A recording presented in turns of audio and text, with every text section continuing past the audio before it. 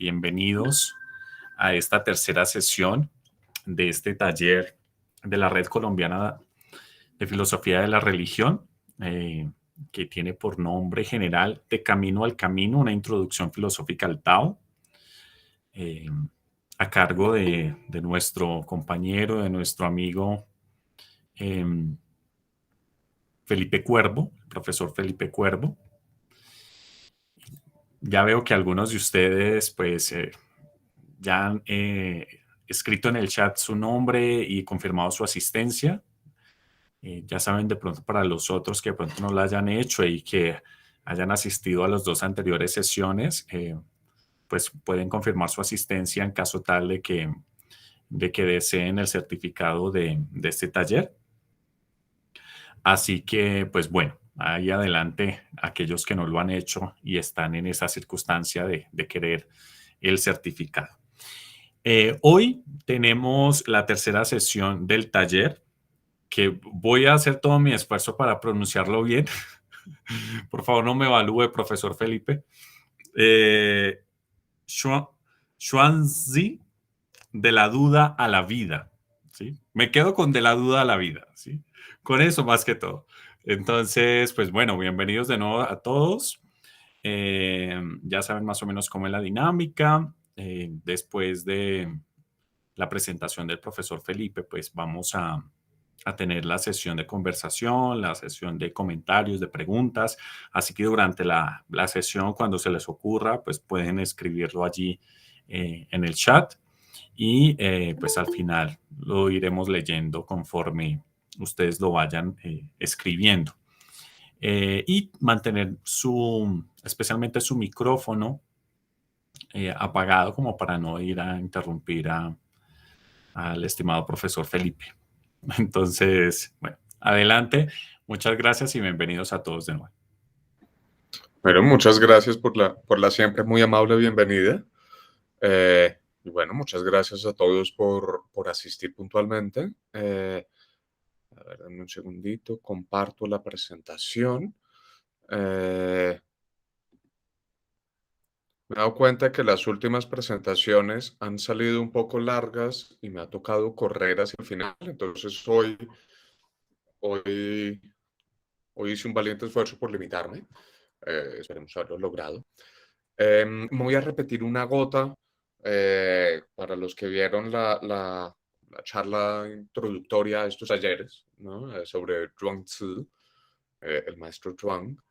No mucho, pero para contextualizar a los otros, les cuento. Entonces, en la tradición filosófica taoísta, el Tao Ya, del que les hablaba hace un par de lecciones, en oposición al Tao Yao, ¿no? El Tao como filosofía y no como sistema religioso, usualmente se considera que hay tres grandes clásicos. El Tao Te Ching de Lao Tzu, el Zhuangzi de Zhuangzi, o sorpresa, y el Liezi de, o sorpresa, Liezi. La sesión de hoy está dedicada a este segundo de los clásicos, la última va a ser sobre el Liezi. Ahora, les cuento muy rápidamente. El Zhuangzi, otra vez, como todos estos clásicos chinos, no es del todo claro si su autor es una persona real o no. Para Zhuangzi es para el que más evidencia hay. Bueno, el libro está dividido usualmente en tres partes, lo que llaman los capítulos internos, los capítulos externos y los capítulos misceláneos o eclécticos. Los capítulos internos, los 7 capítulos internos, demuestran una sorprendente coherencia estilística y temática, ¿no? Entonces, sí parece claro que aquí hay un autor. Y los otros capítulos son en alguna medida o fragmentos de lo que pudo en su momento haber sido un texto de Zhuangzi, del autor de los capítulos internos, eh, pero que está entremezclado con comentarios.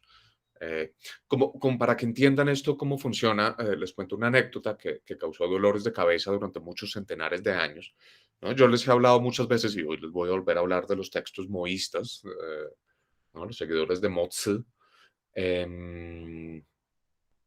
Y ahora, estos textos durante mucho tiempo fueron muy oscuros, resultaron incomprensibles, porque, bueno, los chinos, ustedes lo saben, escribían en estos rollos, ¿no?, que iban extendiendo hacia la izquierda, eh, y los textos lógicos de los moístas, por ejemplo, estaban escritos con, había un tema y un comentario al tema, ¿no? Había como una proposición, un argumento lógico y un comentario a ese argumento lógico.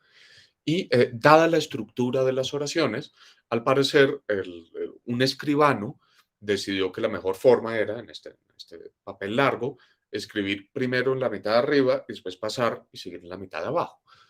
Algún escribano posterior, muy despistado, en vez de leer primero la mitad de arriba y después de la mitad de abajo, leyó derecho y construyó una oración donde había dos y siguió así. Nótese que el chino clásico no tiene puntuación, ¿no? Entonces eso facilita. Y como además con eso ahí había términos técnicos, pues al escribano le parecía que él no entendía, porque pues, eso era cosa de filósofos y no le correspondía a él determinar si era comprensible o no. Y no fue sino hasta el siglo XX, a finales del XIX, con los primeros trabajos de algunos filólogos de la dinastía Qin, que alguien se dio cuenta y empezó a desenmarañar las partes de los capítulos. Mm, ¿No? Entonces, algo parecido puede haber pasado con el Chuang-Tzu, ¿no? Muchos de estos textos tienen oraciones que uno dice, esto lo tuvo que escribir Chuang-Tzu, y de repente viene algo que claramente no, ¿no? Y lo más probable es que fueran fragmentos que alguien fue citando o comentando, escribió en el comentario abajo en letra más chiquitica y el siguiente escribano se le olvidó cambiar el tamaño de la letra y el siguiente, etcétera, etcétera, etcétera. Em, entonces, usualmente cuando se trabaja el Zhuangzi, la gente se limita a los capítulos internos, ¿no? A los que claramente son del Zhuangzi y no corresponden a interpretaciones posteriores, ¿no? Esos comentarios entremezclados. Mm, primer punto. Segundo punto. Zhuangzi es sorprendente. Yo les contaba que Lao Tzu es un gran poeta. Chuang Tzu, a estas alturas de la vida, sigue siendo uno de los modelos prosísticos del chino, ¿no? La prosa de Chuang Tzu, perdón, se considera extraordinaria, ¿no? Por el juego de paralelismos que ya vamos a ver, las sutilezas con que juega con la polisemia de las palabras, mm, la manera en que atrapa, ¿no?, citas externas, ideas externas, cita algo que uno a veces reconoce como propio de otro filósofo, a veces algo que no sabemos quién lo dijo, pero que claramente es una cita, ¿no? Y le empieza a dar vueltas y lo deshace. Yo no sé si ustedes alguna vez han leído a un crítico de constructivista, ¿no? Paul de Man, por ejemplo, que no a veces les admira, ¿no? Que cogen una oración y le dan vueltas y vueltas y la desenvuelven. Uno dice, ve, la genialidad del siglo XX. Chuang-Tzu lo estaba haciendo en el siglo IV antes de Cristo. Mm, Ahora, el texto tiene grandes retos. Primero, así como es de buen prosista Chuang-Tzu, es de difícil. Y la prosa de él muchas veces es francamente misteriosa. Algún comentarista alguna vez decía que la única forma de entender a Chuang-Tzu era uno ya sabiendo lo que iba a decir. Esto evidentemente significa que la lectura de Chuang-Tzu está muy sujeta a los prejuicios del lector. Punto uno. Em, Punto dos, Chuang-Tzu es de los grandes humoristas de la literatura universal y de la filosofía, sin lugar a dudas. Y con mucha frecuencia es difícil saber si él está diciendo las cosas en serio o está siendo sarcástico. Eh, entonces, pese a que es un texto eminentemente disfrutable, mm, también es un texto con muy, muy claros retos de interpretación. La interpretación que yo les voy a dar acá debe mucho, tal como la de Lao Tzu, a los trabajos de Chad Hansen, el comentarista estadounidense, y un poco y la traducción que voy a hacer, otra vez las traducciones son mías, deben mucho pues, a muchas traducciones, pero en especial a la clásica traducción de Graham Angus, que fue de los primeros en desentrañar mucha de la riqueza intertextual del texto. Así como para que nos ubiquemos en dónde estamos. Último comentario, todas las citas eh, van a venir del capítulo segundo, como para que calculen la riqueza, ¿no? Son 7 capítulos internos, yo lo que estoy citando son algunas partecitas del capítulo segundo y van a ver que eso da para horas de discusión, que no van a ser horas en mi caso. ¿No? Esta vez voy a ser ajuiciado con el tiempo. Pero bueno, como es usual, arranquemos con un poemita del siempre sorprendente Li Pai. Ya les explico por qué escogí este poema. Pero bueno, entonces leo el poema. Hay en el cielo azul, perdón, este poema es una obra maestra en términos de sonido, paralelismo, etcétera. Yo no intenté capturar eso. Yo me limité a capturar el sentido aproximado del texto. Em, creo que es lo que conviene para este momento, pero bueno. Hay en el cielo azul una luna llegada, sabrá cuándo. Ahora detengo mi copa y por una vez le pregunto. La gente eleva los brazos a la luna sin poderla atrapar. La luna, en cambio, camina con la gente, la sigue. Brillante como espejo que vuela, se asoma la almena bermeja. El verde humo se agota, termina en el brillo claro que emana. Pero viéndola venir caminando sobre el mar, ¿cómo podría saber que al amanecer se va a sumergir entre nubes? El blanco conejo muele medicinas en otoño y otra vez en invierno. Chang'e se percha sola sin vecino alguno. La gente de ahora no ve la luna de tiempos pasados. La luna de ahora alguna vez iluminó a la gente de antaño. La gente de antaño, la gente de ahora son como agua que fluye. Todos juntos contemplan la luna como aquí, deseando solo que, mientras estamos ante un canto frente a un trago, larga brille la luna e ilumine el interior de mi pava de vino. A mí, ahí me faltó un adjetivo, el interior dorado de mi pava de vino. Me despisté. Em, Pava de vino, rápidamente. Los chinos tomaban el vino caliente. eh, Técnicamente, la palabra, en inglés lo traducen kettle. Ellos tienen la ventaja de que tienen kettles para varias cosas, ¿no? Tea kettle, wine kettle. Traducido literal a nosotros nos daría tetera de vino, que suena bastante ridículo. Entonces usé el argentinismo pava, espero que sea relativamente comprensible. Lo deben haber visto. Bueno, claro que lo han visto. Son esas teteras de hierro forjadas que venden, que están populares aquí en Bogotá. Em, Esas como más planitas, que uno ve a veces también las ve en arcilla, pues en porcelana o algo así. Usualmente sí son de metal, unas teteras planas, redonditas, con una cosa, se usaba para calentar el vino. Em, en la mitología china, se supone que hay dos habitantes de la luna. Uno es un conejo blanco, el otro es Chang'e. No me da el tiempo para contarles toda la historia, eh, pero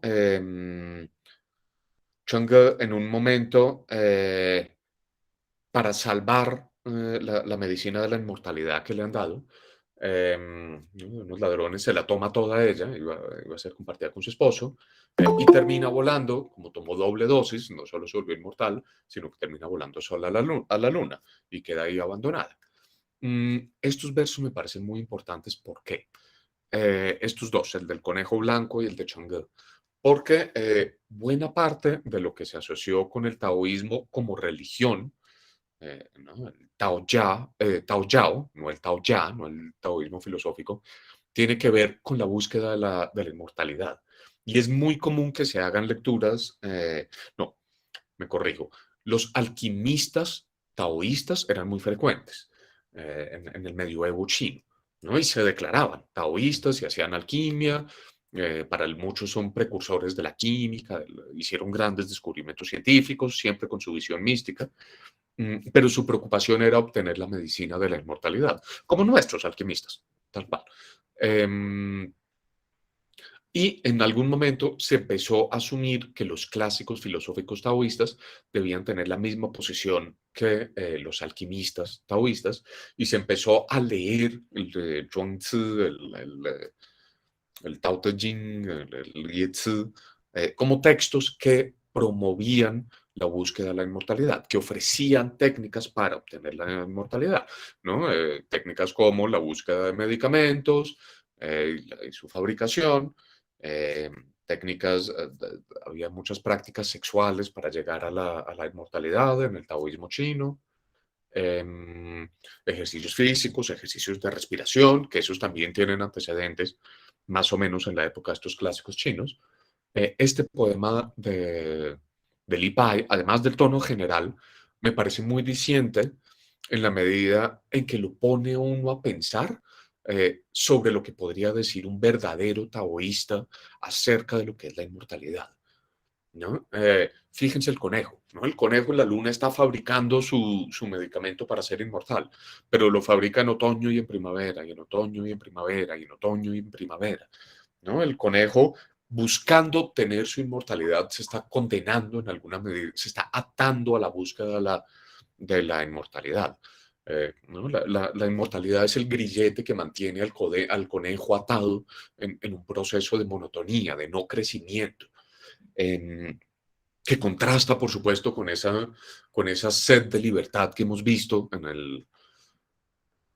el Tao Te Ching y que es todavía más fuerte en el de Zhuangzi. Y Chang'e, pues creo que el punto es clarísimo, ¿no? Se pudre del aburrimiento allá arriba, ¿no? Logró ser inmortal. ¿Y ahora con quién es inmortal? ¿Qué hace con su inmortalidad? Se percha en la luna. ¿Mm? A nada. Sí, nada tiene que hacer. Pero al mismo tiempo, por supuesto, el sabio taoísta sigue siendo humano y sigue sintiendo ese, ¿no? Ese terror del tiempo pues, que sentimos todos, ¿no? Y ese sí, la luna está ya sola y fría, pero también es la que vio a nuestros antepasados y nosotros solo la podemos ver a ella, ¿no? Esos sentimientos encontrados creo que capturan muy bien el espíritu entre juguetón y melancólico de la filosofía taoísta. Pero bueno, pasemos al Chuang-Tzu. Entonces, una parte de esto ya la leímos en esa sesión anterior a los cursos, igual la vamos a volver a leer. Aquí traté, evidentemente no lo hice bien, acabo de darme cuenta, pero traté, las palabras importantes les puse color acá arriba, en los caracteres chinos, y en teoría el color vuelve a aparecer en su traducción aquí abajo, ¿no? Me faltó una. No hay cosa que no sea otro. Otro es el primer carácter azul que ven allá arriba, el 1, 2, 3, cuarto carácter del texto. ¿Listo? Como para que vayan reconociéndolos porque estos caracteres nos van a aparecer una y otra y otra y otra vez a lo largo de la sesión de hoy. Entonces, esperen que es que tengo como una cosa atravesada aquí que no la sé quitar y no alcanzo a leer. Perdónenme un segundo. Ahora que hice esto. Listo. Entonces, no hay cosa que no sea otro, no hay cosa que no sea eso. Si uno mismo es otro, no las ve. Si uno mismo es esto, las conoce. Así se dice, lo otro surge del esto porque lo otro. Esto es decir que otro y esto nacen al tiempo, pero al tiempo que se nace se muere, al tiempo que se muere se nace. Al tiempo que es posible es imposible, al tiempo que es imposible es posible. Porque esto, porque aquello, porque aquello, porque esto. De ahí que el sabio no vaya por ahí, sino que lo ilumine a la luz del cielo, lo que es también un porque esto. Yo sé que eso suena oscurísimo, ya lo comento. Esto es eh, lo otro. No sé qué me pasó ahí, perdón, Motero, evidentemente no. Esto es lo otro es esto. Allá, por un lado, es así y no es así. Aquí, por otro lado, es así y no es así. Entonces, ¿hay al fin un es así y un no es así? ¿No hay un así es y así no es? Cuando lo otro y esto no tienen su opuesto, se llama el eje del camino. Cuando se comienza a tener el eje en el centro del entorno, entonces no debe haber agotamiento. Él es así, por un lado no se agota. Él no es así, por otro lado no se agota. Así se dice. Nada es tan bueno como usar la iluminación. Entonces, yo sé que este texto está muy oscuro, ya les voy a explicar por qué es tan oscuro. Aquí Zhuangzi está jugando con la terminología lógica de los moístas, ¿no? De la escuela clásica china, de la época del florecer de las 100 escuelas, ¿no? Hacia el final del periodo de otoño y primavera y comienzo de los estados en guerra, que más énfasis le puso al estudio del lenguaje y la lógica. Entonces, les voy a comentar un poquito los términos técnicos para que sepamos de qué estábamos hablando. Entonces, los primeros dos, los que deberían ser los dos en azul, son otro, ese es el primero que sale, y esto. Fíjense bien en el esto, porque el esto nos va a aparecer con un sentido, si se dan cuenta, el esto es también el primero de los simbolitos rojos. Em, entonces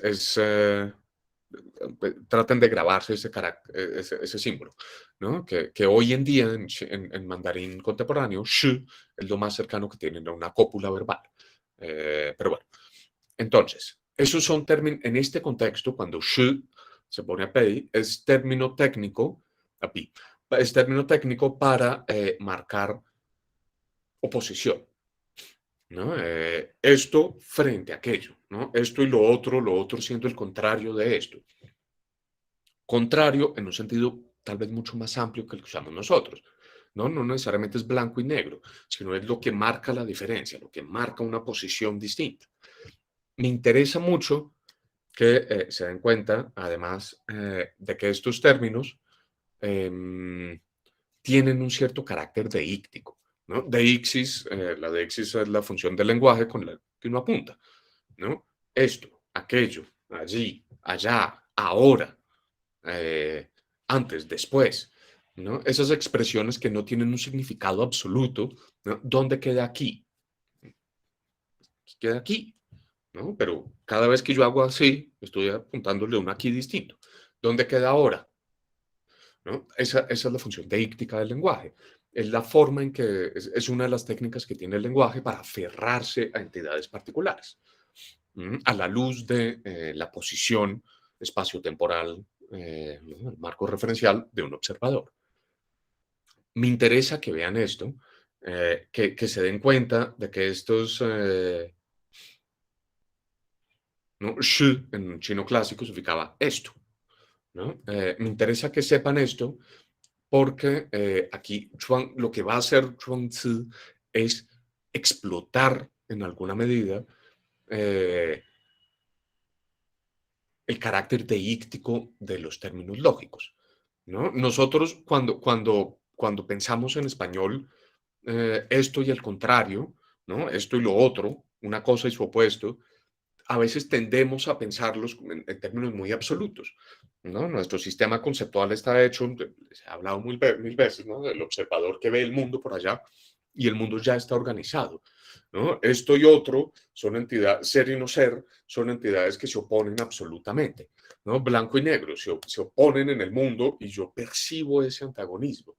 Lo que Trump se va a empezar a explorar eh, es un segundito, dense cuenta de que esas oposiciones, de que los antagonismos en el mundo, ¿no? El blanco y el negro, los contrarios, tienen que ver con posicionamientos, ¿no? En especial porque los contrarios tienden a tener uno un valor positivo y otro un valor negativo. Eh, ¿No? Esto es el contrario de esto a la luz de, y ese a la luz de se completa por la posición de un sujeto que hace los juicios. Mm, Bien, entonces aquí es. Entonces, no hay cosa que no sea otro, no hay cosa que no sea esto. ¿Cuál es el punto? ¿No? Todo es lo positivo y lo negativo, ¿no? Dependiendo del punto en el que yo me ubique. ¿Va? Si lo uno es carencia de lo otro carencia de lo uno, pues esta solución ya no la dio la física, pero ¿no? Si la oscuridad es carencia de luz, si la luz es carencia de oscuridad, si ambas son cosas sustanciales, lo que Trump se nos está diciendo es, esas oposiciones dependen de una posición, ¿no? Dependen de un acto valorativo. Acto valorativo que por supuesto también tiene que ver con el comportamiento, ya lo veremos, ¿no? Con la conducta, este acto lenguaje que hemos venido hablando a lo largo de estas últimas sesiones, de las últimas dos sesiones. Mm, entonces, no hay cosa que no sea otro, no hay cosa que no sea esto, significa el mundo, esos antagonismos que percibimos en el mundo están íntimamente ligados con un posicionarse en el mundo.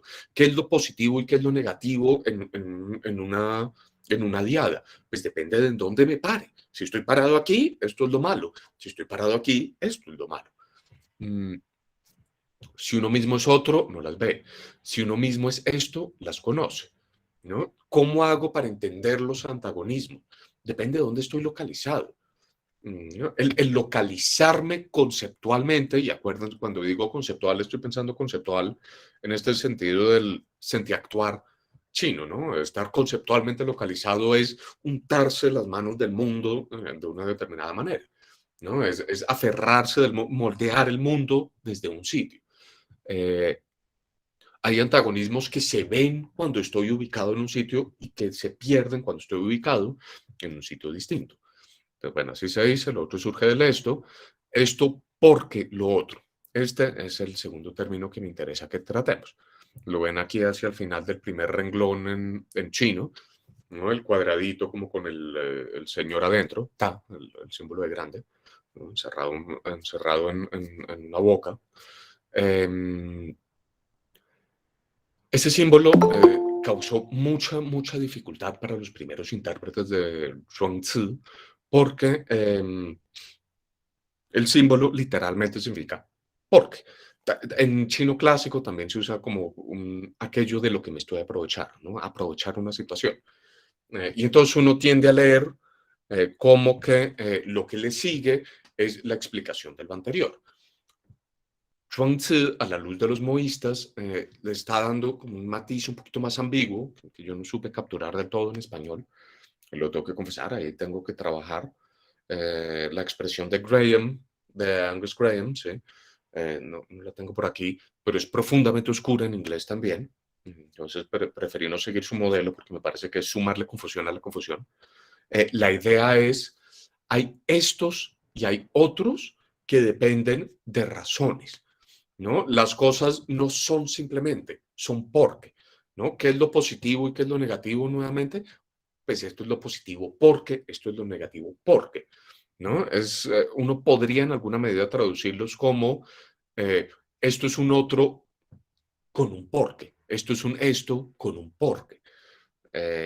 Un porqué. Ay, embolaté la acentuación castellana, perdón. Em, la idea entonces es que Zhuangzi nos está diciendo, fíjense además, no es solo que dependiendo de la posición, ¿no? Dependiendo de mi localización en el mundo, mi sistema de sentir actuar eh, se modifica, sino que esas modificaciones no son eventos aislados, son eventos que están interrelacionados, ¿no? Porque yo estoy en una determinada situación con una determinada valoración, entonces valoro cosas de una determinada manera u otra. Por ponerles un ejemplo, tiene nada que ver, pero yo no sé por qué fue lo primero que se me vino a la cabeza, ¿no? Los incas, ¿no? Mucha gente dice que los incas llegaron aquí, como a terreno colombiano, y en especial a la costa noroccidental del continente suramericano, en busca de unas determinadas conchas marinas que ellos valoraban profundamente y que eran un símbolo de riqueza, ¿no? Y que la búsqueda, buscar el método de ellos mismos apropiarse de esas conchas, en vez de tener que depender de tribus intermediarias que evidentemente les cobraban, fue uno de los impulsores de la expansión inca hacia el noroccidente. Y a uno le puede parecer ridículo en este momento de la vida, ¿no? ¿Qué clase de huevetas hacen una guerra por conseguir conchas? Eh, Entendamos el esto de los huevetas en cuestión, ¿no?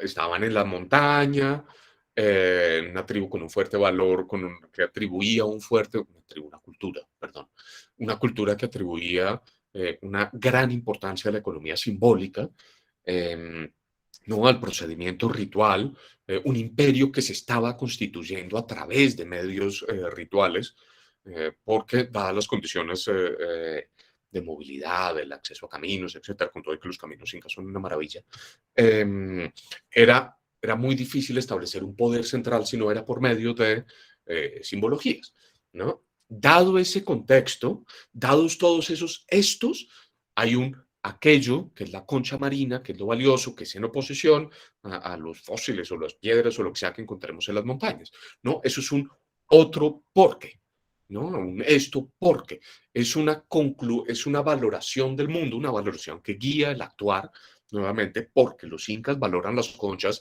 es que arrancan campañas militares en esa dirección, eh, que está relacionada con la posición, ¿no? Esto es Zhuangzi estirando la tesis anterior. Esto es Zhuangzi pasando de decir, bueno, mi sistema de lenguaje y de acción es una función deíctica. Los conceptos son deícticos, ¿no? Entendamos que los conceptos no son entidades absolutas del mundo, sino que los conceptos son el resultado de percibir el mundo desde un sitio, ¿va? De una manera. Los conceptos tienen cargas deícticas, igual que mi aquí es muy distinto al aquí de ustedes, en especial ahora en la virtualidad. Lo que Chuang-Tzu nos está diciendo es, su sistema conceptual es muy distinto al mío porque estamos localizados en puntos distintos. Y está extendiendo esa tesis a decir, y fíjense que aún adentro de esos sistemas no es que haya cositas sueltas, sino que esos sistemas tienen interrelaciones inferenciales, por así decirlo. Eh, entonces, bueno, he explicado ese término. Me interesa esta oración. De ahí que el sabio no vaya por ahí, sino que lo ilumine a la luz del cielo, lo que es también un porque esto. Entonces, ¿qué es lo que nos está diciendo ahí? ¿No? Está diciendo, el sabio no se aferra a estas conceptualizaciones, ¿no? A nacer, morir, ser posible, ser imposible, o ser legítimo, ser ilegítimo, tal vez sea una traducción mejor. Eh, el sabio es aquel que entiende el carácter deíctico de las conceptualizaciones del mundo y por lo tanto de los sistemas de acción del mundo. Y en ese entenderlo, lidia con el mundo, dejando que sea la luz del cielo lo que lo ilumine. Ya vamos a hablar un poquito más sobre lo que es eso. Pero yo creo que a la luz de lo que hemos venido hablando de Lao Tzu, ustedes se pueden hacer una idea, ¿no? El sabio está dejando que la posibilidad ilumine la manera de conceptualizar cada situación en vez de trayendo su punto de vista ajeno. Mm, Esto, lo importante es el final, lo que es también un porqué esto. Eso no significa que sea completamente aleatoria la atribución de valores, de la determinación de acciones, etcétera. El sabio, sí, yo no soy sabio y lo que voy a decir no corresponde a una persona normal. Entonces, el sabio actúa en cada situación reconociendo que la situación no viene predeterminada por su punto de vista, sino que tiene otras posibilidades, pero que esa posibilidad, la posibilidad a la que él se va a aferrar o ella se va a aferrar, depende de sus propias condiciones igualmente. El sabio aprovecha el momento, ¿no? No trae preconceptos, trata de aprovechar el momento, pero lo aprovecha para sí mismo. No es que el sabio nunca carece de un punto de vista, sino que el sabio aprovecha la multiplicidad de puntos de vista para sí mismo, en últimas. Bueno, entonces, esto es lo otro es esto. Allá, por un lado, es así y no es así. Entonces, vayamos a estos simbolitos rojos, ¿no? El primero, ya les dije, que usualmente significa esto. Y el otro, fei, que fei significa, es una partícula negativa con una como con un matiz emocional, ¿no? Como no es pu, no es mei, sino es no es como cuando uno dice no, sino como así no, ¿no? Es un no con ganas, usualmente. Los moístas adoptaron estas dos, yo ya les había dicho que el chino, bueno, no tiene una cópula verbal, el chino clásico, que ¿no? La preocupación por la verdad y la falsedad no les molestaba mucho. Lo más cercano que llegaron a preocuparse por esto fueron los moístas y para hacerlo resignificaron esas dos partículas. La primera, shu, no significa esto, sino es así. La segunda, fei, no es así, ¿no? Entonces son como afirmación y negación proposicionales, más o menos, ¿no? Se iban acercando al camino de lo proposicional. Tampoco es que sean fregue, ¿no? No les interesaba, no porque no eran capaces, sino porque no les interesaba. Mm, entonces, este sh y este fei corresponden el sh a las maneras de evaluar y actuar sobre el mundo que se aceptan y fei indica, perdón, las maneras de actuar sobre y pensar el mundo que no se aceptan. ¿Va? Entonces, lo que Chuang-Tzu aquí nos está diciendo es, fíjense que aún aquello que aceptamos y aquello que no, aquello que rechazamos y aquello que realmente aceptamos para guiar nuestra conducta, también depende de un punto de vista. Allá hay un es así y un no es así. Y acá hay otro es así y otro no es así. Y entonces nos pregunta Lao Tzu, Zhuangzi, perdón, si el es así de allá y el es así de acá son distintos, ¿realmente hay tal cosa como un es así o como un no es así? Em, Fíjense que no responde. Zhuangzi tiene esa maña terrible. eh, Terrible para un filósofo, ¿no? Fantástica para un lector. Y es que Zhuangzi nunca le responde a uno. La mitad de los capítulos de Zhuangzi y la mitad de los argumentos terminan con una secuencia de preguntas. Y uno le toca asumir cuál es la respuesta que va a dar o asumir que no va a dar respuesta, que muchas veces es el punto. Pero bueno, lo que nos interesa aquí es que Zhuangzi se da cuenta que hay un punto, el eje del camino, ¿no? Aquello que hace sobre lo que gira el andar de la vida, ¿no? Aquello de lo que depende el andar de la vida, es cuando no hay oposiciones, cuando no hay shi y fei, cuando no hay un esto y un otro. Eh, Cuando yo logro aprovechar eso, ¿no? Cuando yo logro entender, cuando yo logro estar en una posición tal que yo no traiga mi punto de vista, sino que reconozca la multiplicidad de puntos de vista, ¿no? La multiplicidad de actos deícticos con los que puedo abordar una situación y la riqueza de acciones que me permite abordarlo desde esa multiplicidad, no hay agotamiento, ¿no? Existe la posibilidad de la creación. Fíjense otra vez lo que veíamos un poquito con el Tao Te Ching y que en Zhuangzi es clarísimo, y es crear es una función esencial de la vida, ¿vale? El agotamiento, la estaticidad es la muerte. ¿Y cómo permito la creación? Reconociendo el relativismo, ¿no? Que no es un relativismo, no debí meter esa palabra, tacho en esa palabra, yo nunca dije eso, olvídenlo. Reconociendo, otra vez me cogió la noche, no lo puedo creer, reconociendo la multiplicidad de maneras de contemplar y por lo tanto de actuar sobre, de evaluar cada contexto, ¿no? Que se opone mucho, ahora sí voy a meterlo, a lo que nosotros tendemos a pensar como el relativismo, ¿no? Para nosotros el relativismo es lo que estanca las discusiones, ¿no? Todos sabemos que cuando uno dice, no, no, esa pizza estaba horrible, no me pareció buenísima, no, todo es relativo, se murió esa discusión, no hay nada más que hacer ahí.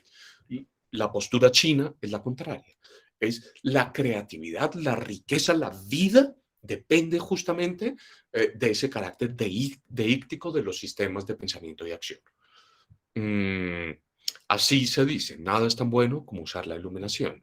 Y esto, que son estos últimos dos caracteres, y Ming, eso nos aclara lo de la luz del cielo que nos había mencionado antes. Es qué significa estar iluminado. Y fíjense otra vez la diferencia conceptual con Occidente, ¿no? Cuando nosotros pensamos en iluminación, me iluminé, ¿no? Esto es una respuesta iluminadora.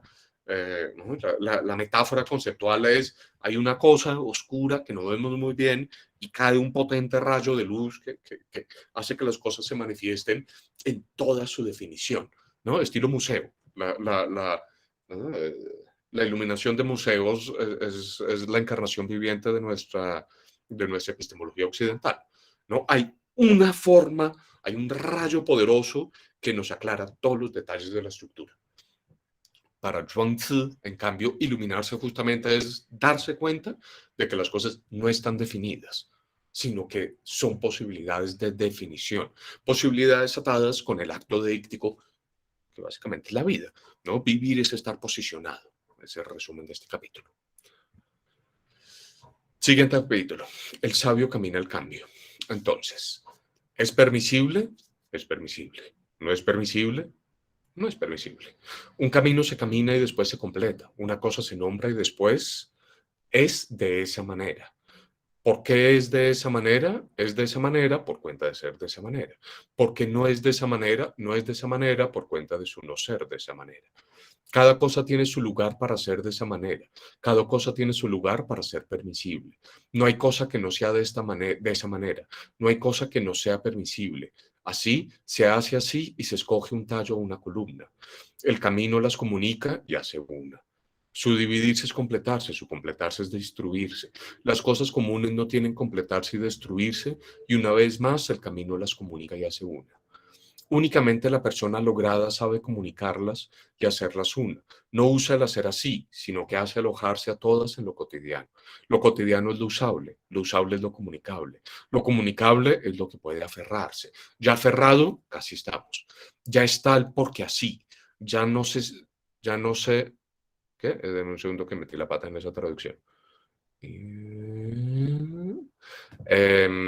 Ya no saber suceder de esa manera, tachen ese C. Ya no saber suceder de esa manera, eso se llama el camino. Entonces, bueno, aquí de nuevo la oscuridad se debe a que Chuang-Tzu sigue usando estos términos técnicos. Espero que se den cuenta. Yo sé que la traducción de nuevo no tiene intenciones literarias y tal vez se pierda, no, sin lugar a dudas se pierda mucho, pero que vean un poco lo que Chuang-Tzu con lo que está jugando. Muchos de estos términos son términos técnicos, ¿no? Términos de manual de filosofía, lógico, como los que yo a veces uso, ¿no? Deíctico, proposicional, epistemología, ontología, etcétera, etcétera, etcétera. Y fíjense que Chuang-Tzu está cogiendo esos términos áridos, técnicos, ¿no? Hiper precisos, y está creando una especie de poema rítmico que a la misma vez, ¿no? Los transforma, los deshace, les da belleza, ¿no? Crea como un sonsonete, ¿no? Es como si uno escribe un soneto. Hay un poeta brasilero que hizo eso, pero ahorita se me olvidó su nombre, ¿no? Escribir un soneto con términos de la matemática. Pero bueno, entonces, dejando eso de lado, ¿de qué está hablándonos este capítulo? Fíjese que por un lado, ¿por qué es así? ¿Por qué es así? ¿Por qué no es así? ¿Por qué no es así? Tiene que ver con, mm, o está apuntando a, lo que vamos a ver en un par de diapositivas, está apuntando a la imposibilidad de una determinación absoluta de valores, ¿no? Esto es un decir, ¿por qué veo el mundo así? Pues porque estoy aquí, ¿no? Si estuviera allá lo vería distinto. Eso significa que absolutamente es así. ¿Hay un ancla para el ser así o no ser así de las cosas? No, no, no, no. Los sistemas conceptuales, ya lo hemos dicho, y los sistemas de valoración y acción, eh, son esencialmente deícticos, ¿no? Los conceptos, las ideas, los códigos de conducta tienen sentido a la luz de un estar aquí o estar allá. Y ese estar aquí o estar allá, se los decía antes cuando les introducía la definición de deíctico, tiene que ver con un aferrarse a lo más particular. Y lo particular no justifica. Yo no puedo usar la particularidad en un argumento. Los argumentos se construyen con universales, no con generales. Yo estoy diciendo, ¿por qué estoy aquí? Pues porque estoy aquí. No estoy justificando, no estoy entrando en un proceso racional. Simplemente estoy señalando un estar posicionado en el mundo que es porque es. Punto. Se acabó. Eso no se justifica. No es que, no. Estoy parado aquí por buenas razones o malas. No, estoy aquí parado. Vaya, ¿qué haga con eso? Puede que sí esté sujeto a evaluaciones dentro de un sistema, pero el punto de arranque, estoy agarrado de la realidad porque soy un particular, eso no está sujeto a justificación o razonamiento. Eso es lo que nos está diciendo aquí Chuang-Tzu, ¿no? No busquen valoraciones absolutas, ¿no? Los sistemas teícticos tienen el carácter que tienen porque están donde están. Punto. Se acabó la discusión. No trate de ir más allá porque es que ir más allá es posicionarse en otro punto. Y bueno, y viene dependiendo del punto de vista, cada cosa tiene su lugar para ser de esa manera, ¿no? Otra vez Chuang-Tzu enfatizando esto del posicionamiento, de la localización, de las verdades dependen de los lugares, ¿no? ¿Por qué son las cosas como son? Porque estoy donde estoy. Que fíjense que es un cambio muy drástico con nuestro sistema de pensamiento, ¿no? Nosotros tendemos a buscar estas verdades absolutas. Todo lo que sea deíctico lo tachamos de relativo, eh, ¿no? Subjetivo, eso empaña el conocimiento, eso, lo que Chuang-Tzu aquí nos está diciendo es todo lo contrario, ¿no? Todo su sistema conceptual es esencialmente deíctico y tiene sentido que usted piense y actúe justamente porque está agarrado a una realidad. si me perdonan que me le robe una metáfora a Nagel, lo que ustedes estarían tratando de buscar cuando están justificando el así o no así de las cosas es un punto de vista de la nada, el punto de vista que está en todos los lugares y no está en ningún lugar. Eso, ahí está la gran falacia, ¿no? Ahí está el error de principio, nos está diciendo Chuang Tzu. Entiendan que las ideas tienen sentido únicamente en un lugar. Cuando entienden eso, se van a dar cuenta que no tiene sentido tratar de buscar evaluaciones absolutas de las ideas, porque toda evaluación es un posicionarse en, es un estar moldeando el mundo desde un lugar. Bien. Por supuesto, lo que marca las transiciones, los cambios, etcétera, en todo eso, ¿no? En los diferentes puntos de vista, es el camino. Y aquí nos dice Chuang Tzu, ¿qué es lo que hace el sabio? ¿Qué es lo que hace la persona lograda? La persona lograda es la que sabe ver la multiplicidad de las cosas y comunicar, hacer que se comuniquen, que se vuelvan una, ¿no? Entender que estoy viendo así, pero podría estar viendo así, ¿no? Y viene la pregunta de cuál me conviene más. Acá hay un pedazo que no les traduje, pero un poquito después de esto, Chuang Tzu dice, esto es lo que yo llamo las 3 de la mañana. Y entonces da una metáfora, ¿no? Cuenta una historia de esas que le gustan a él, de un señor que criaba unos micos, acabo de perder los detalles, me lo voy a inventar un poquito, pero creo que ustedes van a entender, ¿no? Que criaba unos micos. Entonces el señor le decía a los micos, bueno, si ustedes hacen lo que tienen que hacer, yo les voy a dar 2 nueces ahora y una a las 3 de la mañana. Y entonces los micos armaron una revolución y el sabio les dijo, bueno, entonces yo les doy una nuez a las 3 de la mañana y 2 ahora.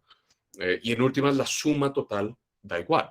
Pero le cambió la perspectiva a los micos no se dieron cuenta que con el cambio de perspectiva realmente no se iban a ver afectados y aceptaron el trato.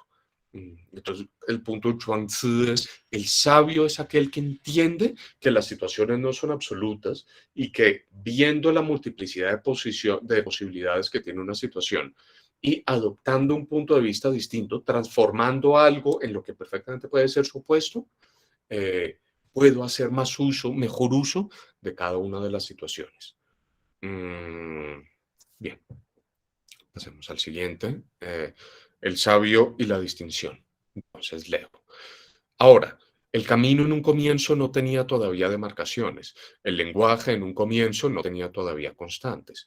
Se hace un así es y hay bordes. Permítaseme hablar de los bordes. Hay izquierda y hay derecha. Hay discusión y hay distribución. Hay división y hay distinción. Hay competencia y hay lucha. Estas se llaman las 8 virtudes. En cuanto a lo que hay por fuera de las 6 direcciones, perdón, me faltó el plural, las 6 direcciones, ¿no? Norte, sur, oriente, occidente, arriba, abajo.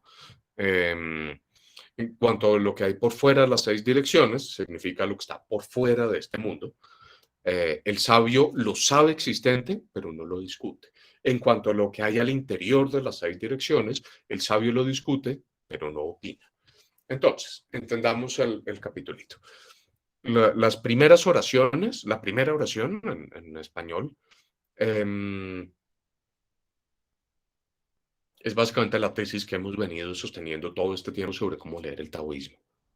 ¿Vale? En un comienzo, el mundo, el camino, la posibilidad del ser, no tiene bordes bien demarcados. ¿Por qué? ¿A qué está ligado eso? A que el lenguaje no tiene constantes, a que no uso la misma palabra para referirme a las mismas cosas, ¿no? Eso lo que esta oración nos está diciendo es, eso cambia al mismo tiempo. Las demarcaciones en la realidad y las constantes en el lenguaje aparecen simultáneamente. La realidad se vuelve demarcada porque el lenguaje se vuelve constante. Y recordemos, yo sé que cada 5 segundos insisto, pero es que creo que esa es la gran lección de esto.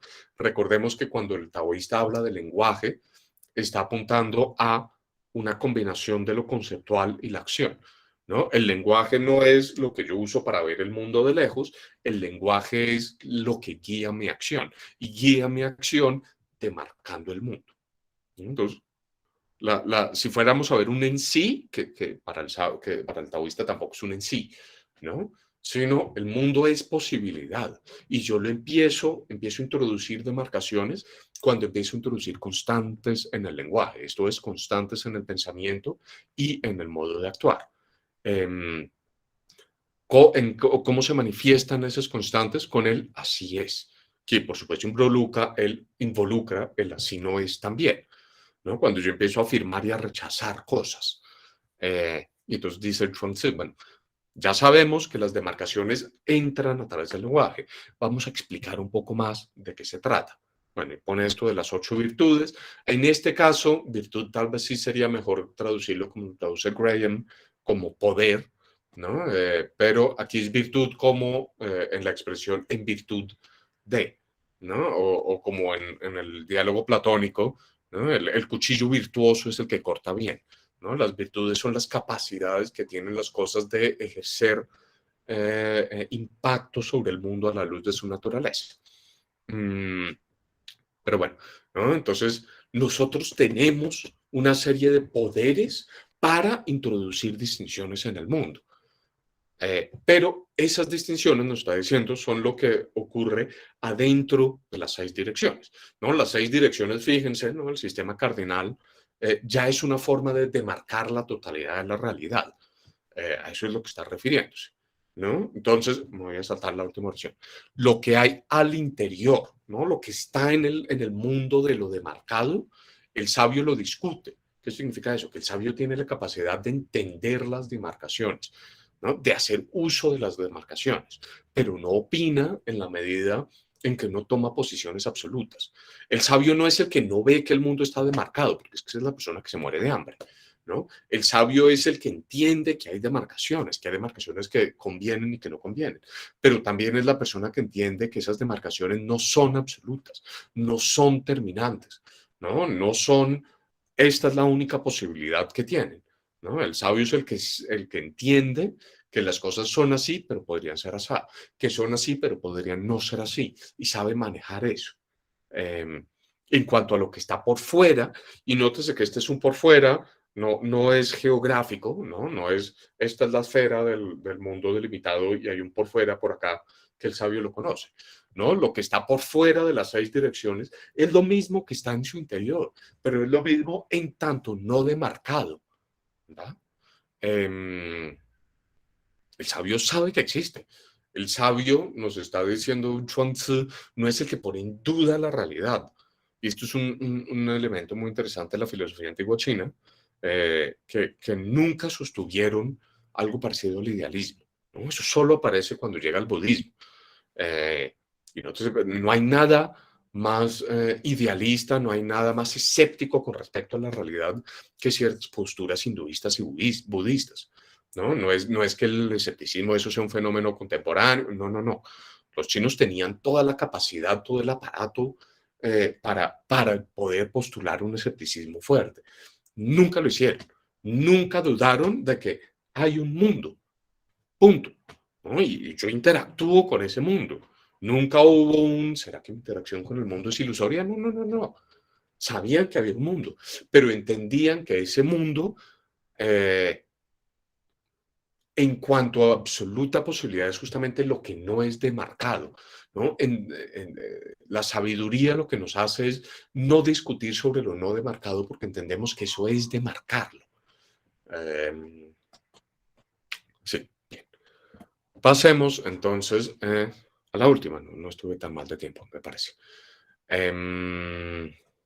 Entonces, este es un pequeño diálogo, ¿no? Entonces, Nietzsche, que traduciría literalmente el hueco, el mueco, perdón, ni es ese mascar, ¿no? Como las ardillas, como los roedores, y chue es carencia, entonces sería como que hay una carencia en el mascadero, básicamente, ¿no? Es como el humor de Zhuangzi que frisa en lo de frisa, ¿no? Muchas veces da varios pasos más allá de lo popular, de lo dicharachero, etcétera, etcétera. Bueno, Nietzsche pregunta a Wang Ni, ¿sabe usted de algo en que las cosas concuerden que es así? Me falta un qué. Les explico, esta oración está redactada difícil, trata de capturar la redacción del chino, pero la idea es que el mueco le está preguntando a Wang Ni, ¿usted sabe de algún lugar en el que para todas las cosas lo mismo sea así? Esto es, ¿usted sabe de algo en el que todo esté de acuerdo? Y dice el mueco, ¿y yo cómo voy a saberlo? ¿Sabe usted aquello que usted ignora? Y dice el mueco, ¿y yo cómo voy a saberlo? Pero entonces no hay nada que sepa, y dice el mueco, ¿y yo cómo voy a saberlo? Aunque voy a ensayar a decir algo. Eh, perdón, esa C no debería estar ahí. Y es que, ¿cómo voy a saber si lo que llamo saber no es ignorancia? Y es que, ¿cómo voy a saber si lo que llamo ignorancia no es saber? Además, voy a intentar preguntarte algo. Si la gente duerme en un sitio húmedo, le van a doler los riñones casi hasta morirse. Pero es igual para la locha. La locha es un tipo de pescado, por cierto. Entonces, fíjense que aquí está Chuang-Tzu entremezclando todos los temas que hemos venido viendo en los últimos capítulos, ¿no? Eh, Cuando entra a hablar del es así, la pregunta de entrada usa una serie de deícticos, ¿no? Un lugar en el que es así. Eh, y la pregunta, fíjense por qué, es que el mueco dice que no puede saberlo. Cuando el mueco por fin explica cuál es su posición con respecto al saber y al no saber, lo que nos está diciendo es cómo voy a justificar mi juicio sobre la ignorancia o mi juicio sobre el conocimiento, ¿no? ¿Cómo voy a hacer para sostener que esto es conocimiento o sostener que esto no es así si en el acto de sostener estoy posicionándome en un determinado sitio? Y en ese lugar epistémico, y ese lugar epistémico también va a necesitar un sostén. Em, por eso les decía, fíjense que aquí están todos los recursos para proponer un relativismo y un escepticismo fuerte. Nótese que Chuang-Tzu no lo hace, ¿no? No es un problema de que los clásicos chinos no vieron la posibilidad del escepticismo o del relativismo, es que decidieron no aceptarla. Y decidieron no aceptarla, em, fíjense lo cerca, ¿no? ¿La humedad es buena o mala? Pues si yo duermo en la humedad, me voy a enfermar. Pero si el pez duerme en la humedad, ciertamente no se va a enfermar, todo lo contrario. Eh, entonces, ¿qué es lo que está diciéndonos aquí? Las valoraciones, los sistemas de acción y pensamiento son relativos a la posición, ¿no? Y de paso, las evaluaciones que yo hago sobre los sistemas de pensamiento y de acción también son relativas al lugar en el que estoy. ¿Eso significa que todo puede hacer como se le dé la gana? Que caímos en el relativismo. Fíjese otra vez en el ejemplo. Si yo, claro, es relativo si el agua es, si dormir en un sitio húmedo es dañino o no. Pero no, eso no significa que yo me pueda acostar en un sitio húmedo y decir esto es relativo y voy a amanecer sano. No, se me van a enfermar los riñones, dice el Chuang Tzu. ¿No? Es relativo en la medida en que aquí no hay valoraciones absolutas. Pero es que es imposible estar vivo y no tener un punto de vista. Es imposible estar vivo y no estar posicionado. Eh, por eso es que un par de diapositivas más atrás citaba un pedazo en que Chuang Tzu decía, el sabio es el que aprovecha las cosas, el que entiende la iluminación del cielo, ¿no? El que es capaz de ver las cosas en todas sus posibilidades, pero va a escoger una igual, va a cometer un es así. El sabio no es el que abandona el pensamiento sobre el mundo, ¿no? El sabio no es el que dice, todo es relativo, entonces cerremos los ojos para no juzgar en vano. El sabio taoísta es el que dice, todo lo que voy a juzgar es por medio de un deíctico. Todo lo que voy a juzgar está absolutamente atado a un criterio particular y no a un criterio universal. Y sin embargo, estar vivo es estar atado a un particular. Estar vivo es estar posicionado. La postura del sabio taoísta es decir, entendamos que mi estar posicionado no me da derecho a juicios absolutos. Pero si a mí lo que me interesa es estar vivo, ¿qué me importan los juicios absolutos? A mí lo único que me importa es la capacidad que tengo yo para adaptar, para entender las posibilidades del mundo, para cambiar el ser así de las cosas, con tal de garantizar mi vida, Repito lo que les decía en el texto anterior, ¿no? El taoísmo se puede entender como una doctrina ética, claramente, pero no es una doctrina ética que tenga una preocupación por las nociones de bien y mal. No es una doctrina que nos esté diciendo, o no es ética en ese sentido de que nos dice que es bueno y que es malo. Es ética en la medida en que nos está diciendo, esta es la mejor forma de vivir. Y ni siquiera es la mejor, sino, ¿quiere estar vivo? Es esto. Lo otro es muerte. Lo otro es lo que me lleva a no saber lidiar con las situaciones, ¿no? En alguna medida uno podría decir, sí, los taoístas no es que carezcan de toda valoración absoluta. Ellos sí tienen un punto de partida y es, estamos vivos, vivamos. ¿Vale? Qué maravilla la vida, es la postura taoísta en últimas. Pero para vivir, para que la vida prosiga, hay que ser creativos. Mm, por ahí ya nos vamos atando, ¿no? Bueno, es lo que les comentaba en ese poema de Li Pai. Claro, es fácil entender por qué se leyó estos textos taoístas, estos textos taoístas más adelante fueron leídos como invitaciones a una alquimia para alargar la vida, ¿no? Lo que estos textos parecen estar diciéndonos es, estas son las técnicas para vivir, ¿bien? Y es fácil leer eso como una valoración absoluta de la vida y lo que se sigue de una valoración de absoluta de la vida es, por supuesto, que la inmortalidad es mejor que la mortalidad.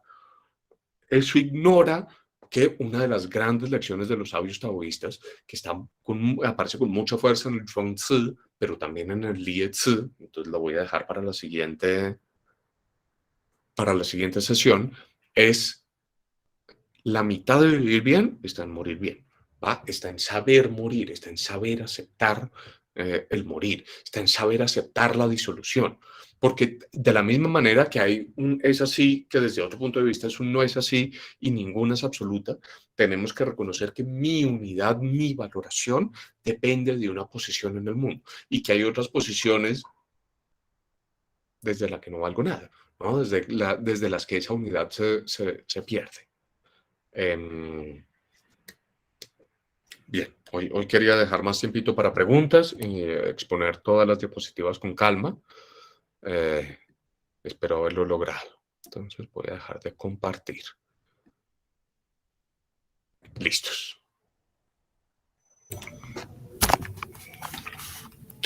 Bueno, muchísimas gracias, Felipe. Me dejó con más preguntas, pero yo creo que voy a hacer como la vez pasada.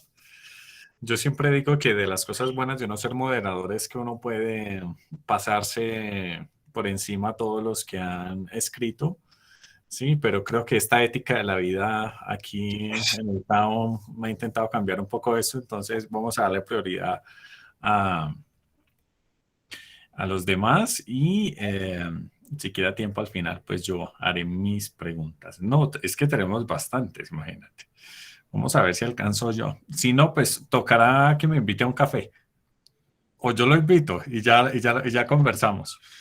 Bueno, vamos con la primera. Creo que esta es la primera a las 6:55 de Kuro Asrem. Creo que sí.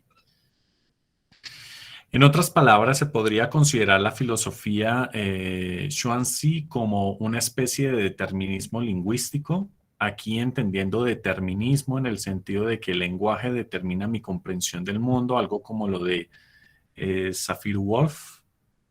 Sí, que es Sapir-Whorf. Ahí la H le quedó en el nombre equivocado. Sí. Sí y no. ¿No? Vamos a ponerlo así. Tenga en cuenta que el relato... Ahora, quiero hacer una aclaración, ¿no? Sapir nunca propuso un relativismo como el que se le atribuye, ¿no? Sapir tiene unos comentarios interesantes en esas direcciones, pero realmente uno le debería atribuir ese relativismo lingüístico a Benjamin Lee Whorf. Y para los que no estén muy familiarizados, les cuento una gota. Benjamin Lee Whorf era un lingüista estadounidense que en realidad trabajaba como vendedor de seguros, me parece que era contra incendios. Por las noches iba a clase de lingüística porque decía que estar atado a la academia era nocivo para el desarrollo intelectual. Probablemente tenía razón, pero pues la academia me alimenta, entonces voy a dejarlo en un probablemente. Y decir que no es así en todos los casos, que el mío no es ese. Pero entonces, Benjamin Lee Whorf, por intermediación de Sapir, que había trabajado con las lenguas indígenas norteamericanas, empezó a trabajar la lengua Hopi.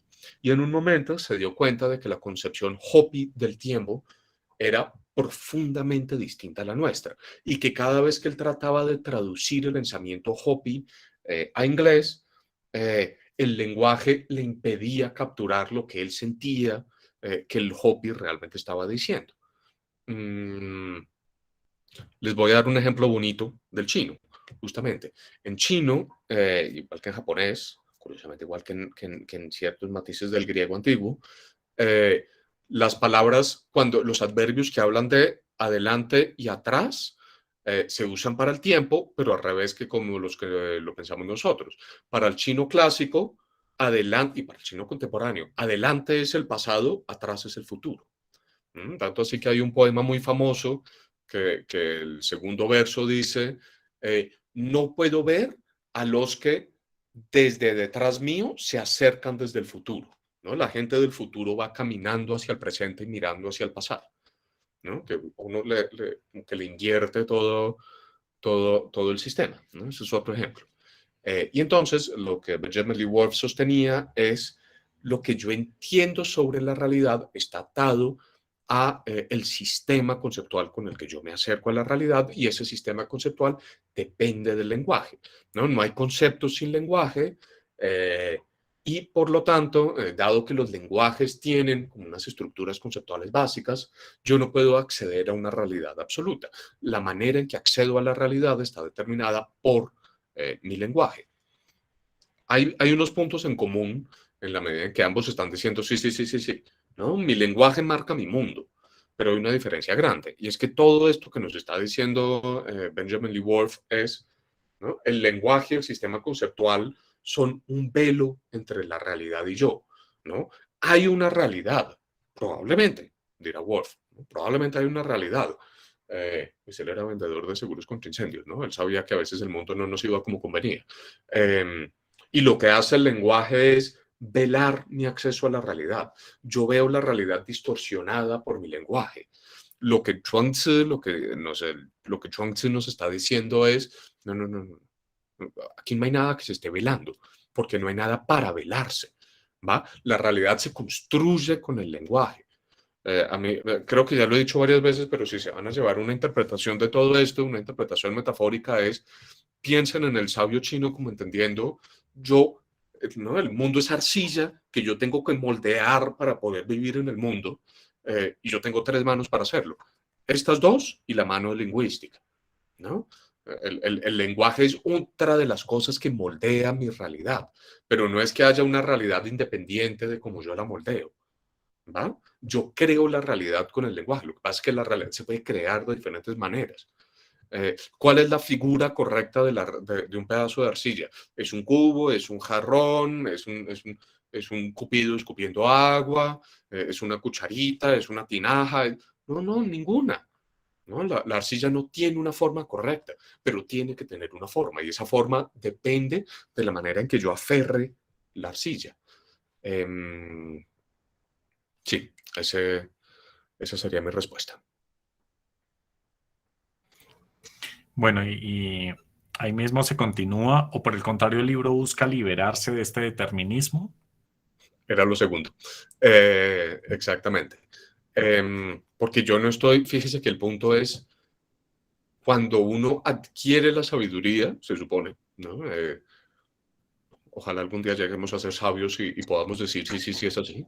Pero por ahora creamos la Chuang-Tzu. Cuando uno llega a la sabiduría, aprende a reconocer la multiplicidad de opciones, ¿no? A reconocer la multiplicidad de puntos de vista y a cambiar de punto de vista. El sabio es el que, de nuevo, ilumina, ¿no? Deja que la luz del cielo ilumine las cosas para elegir cómo es que las va a ver, ¿no? Entonces sí hay una liberación de ese determinismo. Esa es la sabiduría. Ese debe ser el resultado del aprendizaje taoísta.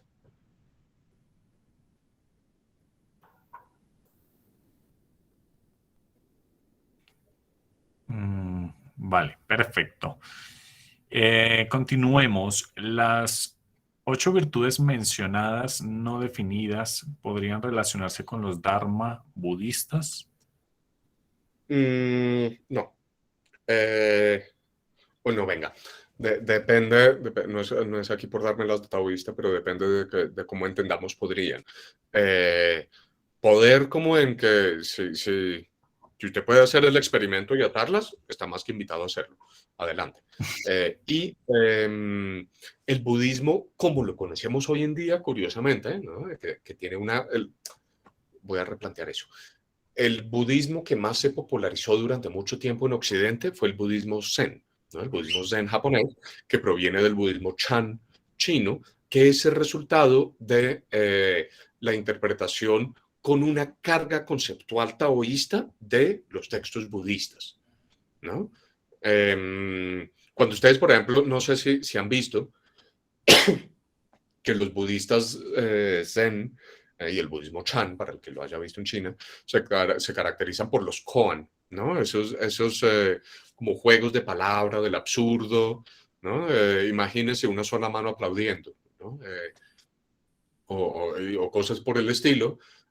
Eso tiene su origen en Chuang-Tzu, ¿no? En esta postura taoísta de vamos a hacer filosofía jugando con el lenguaje.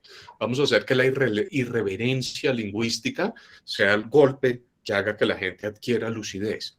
En esa medida, sí, escuelas posteriores podrían haber cogido, o uno, si quiere adoptar esta perspectiva de pensamiento zen con influencia taoísta, sí podría coger estas 8 virtudes y decir, ajá, ¿no? Vamos a adaptarlas con los dharmas budistas para entender yo moldeo la realidad como esas construcciones de la realidad que aparecen en la metafísica budista. En ese podrían, está muy bien, pero Chuang-Tzu no tenía ni idea del budismo, evidentemente, ¿no? Chuang-Tzu es anterior al nacimiento del Buda histórico. Y muy probablemente, claro, hay algunas de estas ideas que anteceden al Buda histórico porque aparecen en los Upanishads, pero no hay ninguna evidencia que indique que Chuang-Tzu tuvo noticia alguna de los Upanishads o que había traducción no había que es traducción de los Upanishads a chino clásico, ¿no? Entonces, son dos tradiciones completamente separadas. Son 8 de pura vaina, ¿no? De puro azar. Y Chuang-Tzu puso 8 porque es que muy probablemente él se estaba burlando de alguien, ¿no? Chuang-Tzu estaba diciendo, no, esa gente se la pasa numerando. Pues yo me los voy a inventar una numeración también para que vean que yo también puedo y me suena igual de elegante. Pero esto no es que gente posterior lo haya interpretado como un número importante, reverencial, etcétera. Sí, pero el que sean 8 no es, igual pudo haber dicho 7, 14, 23 o 4. Listos.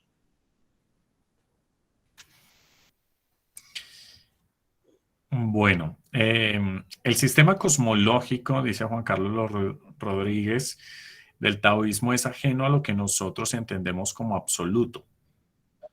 ¿Cómo comprendemos esa noción dinámica de unidad fundamental de lo existente sin reproducir nuestras preconcepciones occidentales?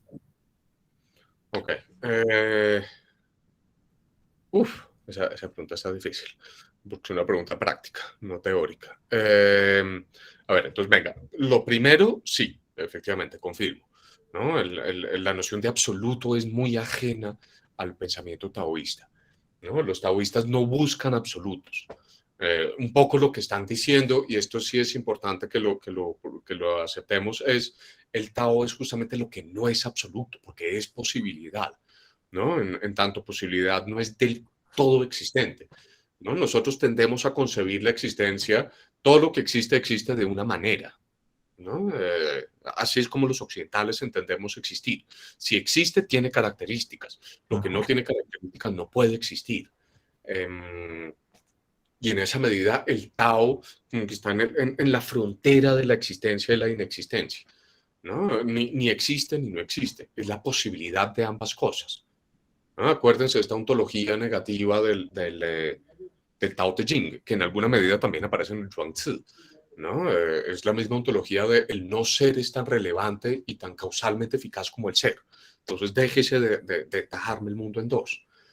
Mm, ¿no? Entonces sí, el Tao nunca es lo absoluto, porque además lo absoluto tiene una noción de estaticidad, es así independientemente del punto de vista, viene con determinada, nada de eso aparece en el taoísmo.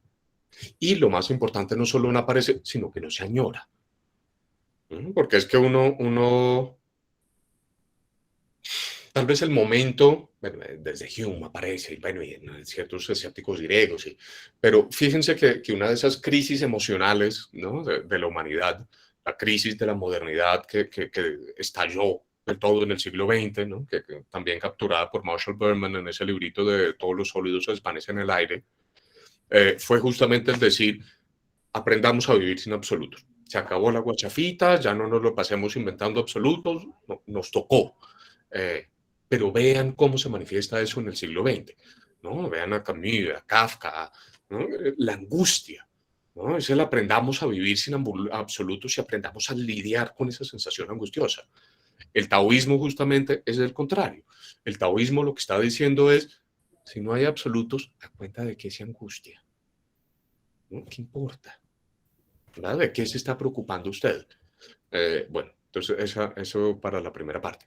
Para la segunda parte, ¿cómo comprendemos esa noción dinámica de unidad fundamental sin reproducir nuestras percepciones, preconcepciones occidentales? No tengo ni idea, ¿no? Mucho leer taoístas y cruzar los dedos para que los estemos entendiendo, ¿no? Me temo que no tengo una mejor técnica.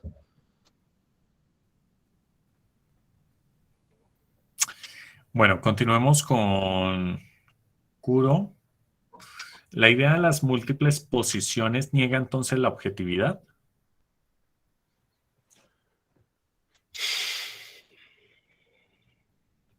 Sí, me da pena, espero no estar sonando muy repetitivo, pero la niega en la medida en que dice que la objetividad no tiene sentido, ¿no? Porque es que fíjese la carga que tiene la noción de objetividad.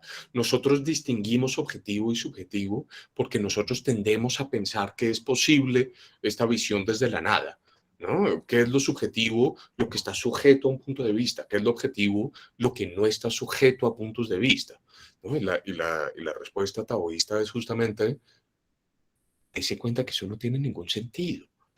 Como que va a haber desde todos lados al tiempo o va a haber desde ningún lado, ¿no? Eso conceptualmente es insostenible esa idea, ¿no? La objetividad es un concepto más paradójico que el Tao, podría ser la respuesta de Zhuangzi, ¿no? Un Zhuangzi contemporáneo podría escribir todo un cuentico burletas, ¿no? Del filósofo occidental diciéndole al taoísta, usted me habla de conceptos absurdos y él diciéndole, fíjese que no hay nada más absurdo que su concepto del objetivo, ¿no? El objetivo es el absurdo del absurdo, ¿no? Es el ver sin estar en ningún lado desde el que estoy viendo. Entonces es una negación, pero de nuevo, no es la negación de nos fregamos, no vamos a conocer objetivamente, sino de el concepto de objetividad no tiene sentido. Listo. Bueno, Juan Carlos, se llama la palabra Daniel. Puede entenderse al Tai Chi como gran uno, dinámico y cambiante.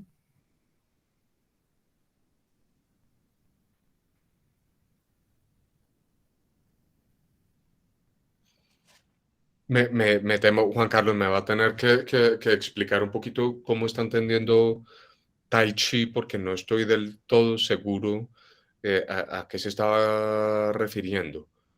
Em, el, el Tai Chi, como muchas otras prácticas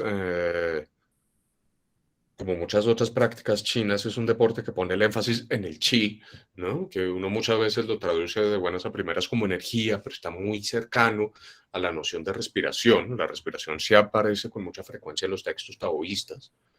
Tanto así que hay un autor, un señor Harold Roth, que sostiene, la gente no le cree mucho, pero para que sepa que existe y que ha hecho unas investigaciones muy cuidadosas que sostiene que todos estos textos clásicos taoístas son manuales de meditación a través de prácticas respiratorias, y asume que esa respiración, que ese chi corresponde con el Tao, en alguna manera, ¿no? Que la posibilidad del cambio justamente tiene que ver con que hay aliento que recorre las cosas, ¿no? Que las cosas están vivas porque respiran, que el mundo respira y a través del controlar, del manejo que le dan a su respiración, se moldean como entidades en la realidad. No sé si con eso le respondo un poco, ¿no? Entonces el Tai Chi, como todas estas prácticas respiratorias, desde un punto de vista taoísta, no estoy diciendo que esa sea la intención del Tai Chi en general, se puede entender como un aprendamos a modificar la energía vivificadora para adaptarse a las circunstancias. Eh, Juan Carlos, es una forma de armonizar la soledad física con las fuerzas dinámicas que mueven lo existente. Sí, entonces sí estamos diciendo más o menos lo mismo. Pero eso, fíjese, está un pasito más cerca del taoísmo alquímico que del taoísmo filosófico, ¿no? Porque es que estas posturas ya están asumiendo, ya están viendo el chi, viendo la energía dinámica, la energía vital, el movimiento del Tao, como teniendo un representante predilecto en el mundo, que es la respiración, ¿no? Y el taoísmo le diría a uno, la misma respiración es un fenómeno de determinación lingüística, ¿no? Pues Chuang Tzu está lleno de ejemplos de yo puedo respirar en el aire, pero me ahogo en el agua, el pescado puede respirar en el agua y se ahoga en el aire, ¿no? Entonces ni siquiera la noción de chi es unívoca para un pensador como Chuang Tzu. Listos. Bueno, vamos entonces con Daniel y ya yo creo que me va a quedar tiempo para mis preguntas. Sí, y espero que después también para los que sigan mías y de los demás, porque también tengo varias, pero solo voy a plantear una. Yo noté dos palabras bueno, me llamaron mucho la atención dos palabras que mencionó, que es en dos momentos de la clase, la ponencia, como se diga. Una es solemnidad y otra es irreverencia. Entonces mi pregunta es, ¿existe o persiste una actitud argumental o una expresividad emocional en la literatura taoísta? O sea, ¿qué se lee desde lo emocional? ¿Es una suerte de ataraxia? ¿Cómo se expresa lo emocional a través de la literatura taoísta, considerando que quizás nosotros, desde nuestras referencias religiosas, partimos de la solemnidad, ¿no? Y desde ahí como medimos todo lo demás, y mencionas en algún otro momento la irreverencia. Entonces, esa es mi duda, así que igual es bien complicada, pero me llamó mucho la atención por estos dos términos que empleaste. Muy bien. Voy a hacer una barbaridad, ¿vale? Voy a decir en público algo que no debería estar diciendo en público porque es una hipótesis que no tiene, es una intuición, vamos a llamarla así, de esas cosas que, esas ideas que uno tiene cuando se está apenas quedando dormido, que uno no debería repetir cuando se despierta, pero que a veces se le quedan ahí uno en la cabeza. Y es que yo tengo una hipótesis histórica muy atrevida, y es que nosotros, los occidentales contemporáneos, erradamente asumimos que religiosidad y solemnidad son casi sinónimos, ¿no? Erradamente asumimos que la solemnidad es un componente esencial de la espiritualidad. Y cuando uno se pone a chismorrear en esos textos viejitos, se da cuenta de que la relación de los humanos con los espíritus muy probablemente no empezó por la solemnidad, ¿no? Ustedes agarren de los textos religiosos más antiguos que conozco, ¿no? Son los fragmentos que quedan de las canciones religiosas hititas, ¿no? Y las canciones religiosas hititas están llenos de dioses que son la patada, ¿no? Que son envidiosos, que son celosos, que le piden favores a los hombres, que los sobornan. Pues lean el Gilgamesh, que no es hitita, ¿no? Pero lean el Gilgamesh también. El Gilgamesh está lleno de dioses sobornadores, de héroes que no saben muy bien qué es lo que están haciendo. Vean la figura de Astarte, ¿no? Esta diosa de la sexualidad que vive seduciendo hombres y siendo seducida, y a veces se le van las luces. porque se dejó seducir por el que no era. Ni hablar de los dioses griegos, ¿no? Acuérdense de la indignación de Genófanes diciendo, pero si esos dioses griegos son peores personas que nosotros, ¿no? Son unos borrachines. Y en las tribus africanas, en especial en los mitos que todavía quedan en las tradiciones orales africanas, es clarísimo que la relación inicial con lo espiritual está llena de una sensación de misterio, pero es un misterio que no hay al que no hay que, ¿no?, hacerle reverencias, sino es un misterio con el que yo interactúo. Es algo que no entiendo, pero es algo que se burla de mí con lo que me puedo burlar, ¿no? Es algo que engaño, es algo que aprovecho, es una relación mucho más íntima. Yo sospecho que no voy a agregar un párrafito más para darle más fuerza a eso. Fíjense, en especial a mí me interesa mucho la noción del héroe, ¿no? Que es que a uno le dicen héroe y uno desafortunadamente piensa en Superman. No digo desafortunadamente porque Superman esté mal, ¿no? Hay unos cómics de Superman que son fantásticos. No sé si han leído ese en el que Superman tiene cáncer. Ese por ejemplo, es un gran cómic. Que me olvidó el autor en este momento, Grant Morrison, me parece que es. ¿No? El problema está en que cuando nosotros pensamos en Superman, en Batman, en etcétera, etcétera, etcétera, Grant Morrison, efectivamente,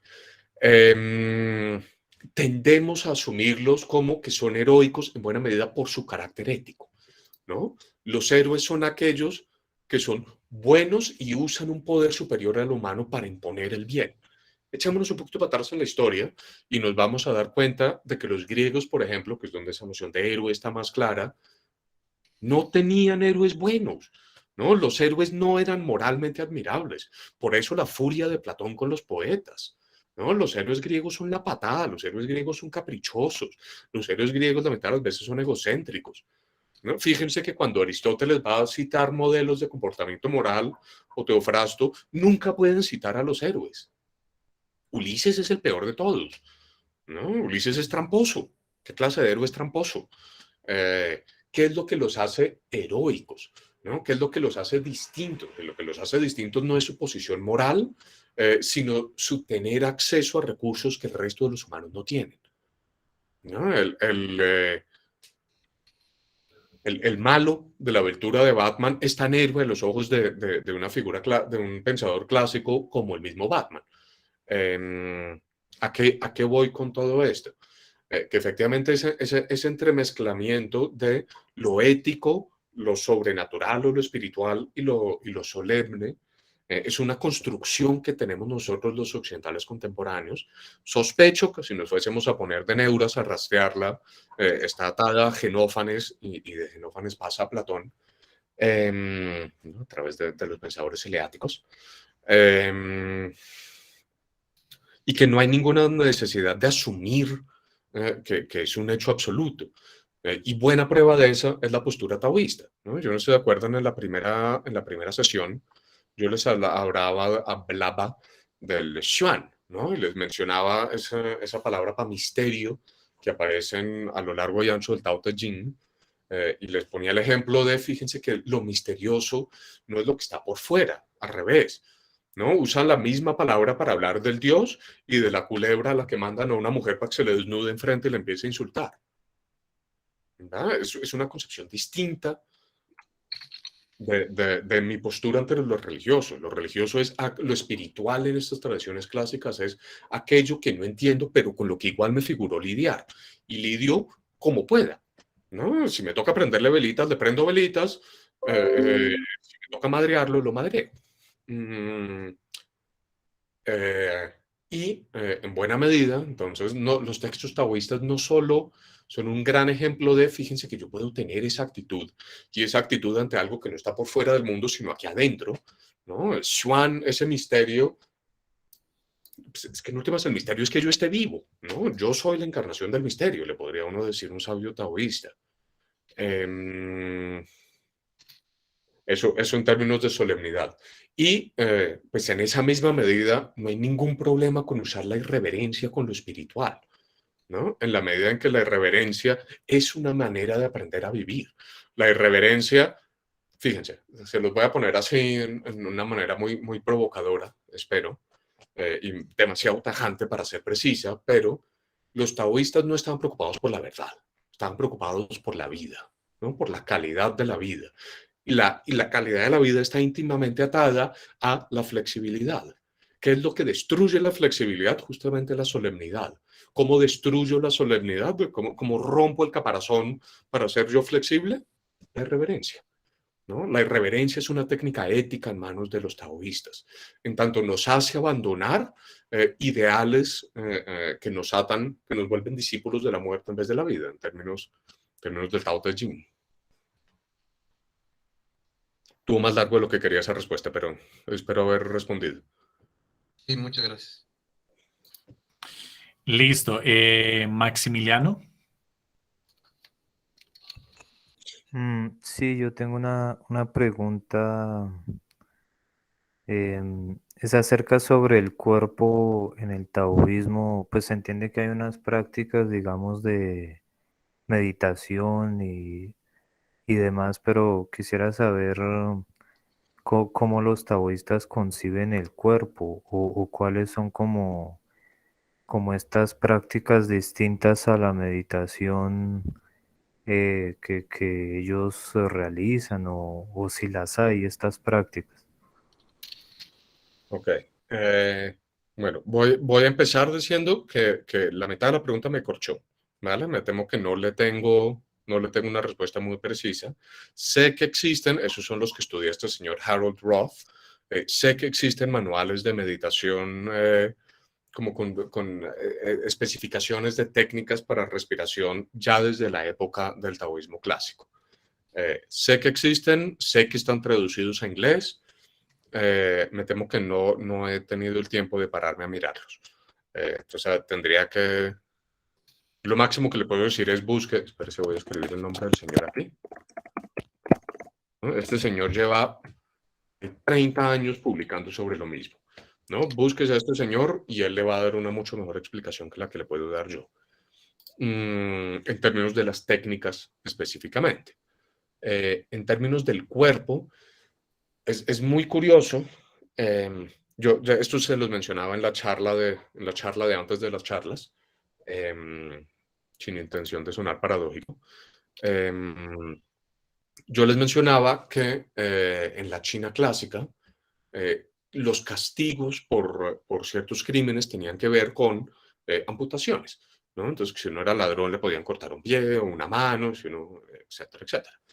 Y que muchos de los ejemplos del Chuang-Tzu tienen que ver justamente con que aparecen figuras que carecen de partes corporales y en esa medida de entrada Confucio, casi siempre, que termina siendo el asno de todos los paseos, que Confucio los juzga como moralmente inadecuados y que cuando habla con ellos le toca aceptar, pese a la deformidad de su cuerpo, ¿no? Es un ser superior. Y Chuang-Tzu también tiene otra cantidad de ejemplos. Tiene un cuento de 3 viejitos que se hacen amigos y los 3 viejitos se van viendo deteriorarse, ¿no? Y hay uno que tiene una explicación toda, una descripción de lo más burlesca, ¿no? Que a Quevedo le hubiera dado envidia, ¿no? Que se durmió una noche y cuando amaneció a la mañana siguiente tenía el ombligo por encima del pelo, ¿no? Tenía los pies cruzados, le salían las tripas por la espalda, ¿no? Una descripción altamente caricaturesca, y uno de los otros le dice, pero te deformaste, ¿no? ¿Qué vamos a hacer? Y el viejito en cuestión le contesta algo, ¿cuál me deformé? Aprendí algo nuevo, estoy en una nueva posición, ¿no? Vamos a ver con qué me salen mañana. A lo mejor mañana me vuelvo una montaña, a lo mejor mañana sea capaz de volar, a lo mejor mañana sea capaz de, ¿no? Entonces, ¿no? A la luz de estos 2 puntos, el taoísmo claramente tiene una actitud ante el cuerpo que es de, yo no estoy vivo sin el cuerpo, pero no nos aferremos al cuerpo como un único modelo de vida, y menos a cánones de belleza, ¿no? Entendamos el cuerpo como, de nuevo, una posición, y esta no es la única posición en que se puede estar vivo, ¿no? Los cambios del cuerpo son cambios cambios de cuerpo son cambios deícticos, ¿no? El cuerpo es un deíctico. ¿no? Qué es arriba, qué es abajo, qué es alto, qué es bajo, todo eso depende de mi cuerpo, ¿no? Las transformaciones del cuerpo son cambios en el punto de vista con el que puedo abordar la realidad. Entonces, no idealicemos el cuerpo a la vez que reconocemos que necesitamos el cuerpo para estar vivo. Y en la misma medida en que entendemos la muerte como parte del proceso vital, no nos aferremos, esto lo voy a explicar un poco más en la próxima sesión, no nos aferremos desmedidamente a la vitalidad corporal, ¿no? Si quiere vivir bien hay que morir, vendría a ser la respuesta. Listos. Bueno, tenemos una aquí más de Brian. Hilando con Lao Tse, se debe mantener la debilidad, entendiéndose esta como flexibilidad ante los distintos momentos de la vida, y complementando con Xuanzi, se debe mantener la apreciación de la multiplicidad de acercamientos a las situaciones por lo indeterminado de la realidad. Entonces podemos tomar la filosofía taoísta como un enfoque de la realidad desde las posibilidades, considerando la vida como un es así que se mantiene cambiando. Muy bien. Por si acaso, me acaba de salir el letrerito ese de que mi internet no está marchando bien. Entonces, si en algún momento se me traba y no se me entiende, por favor avísenme y yo repito sin problema.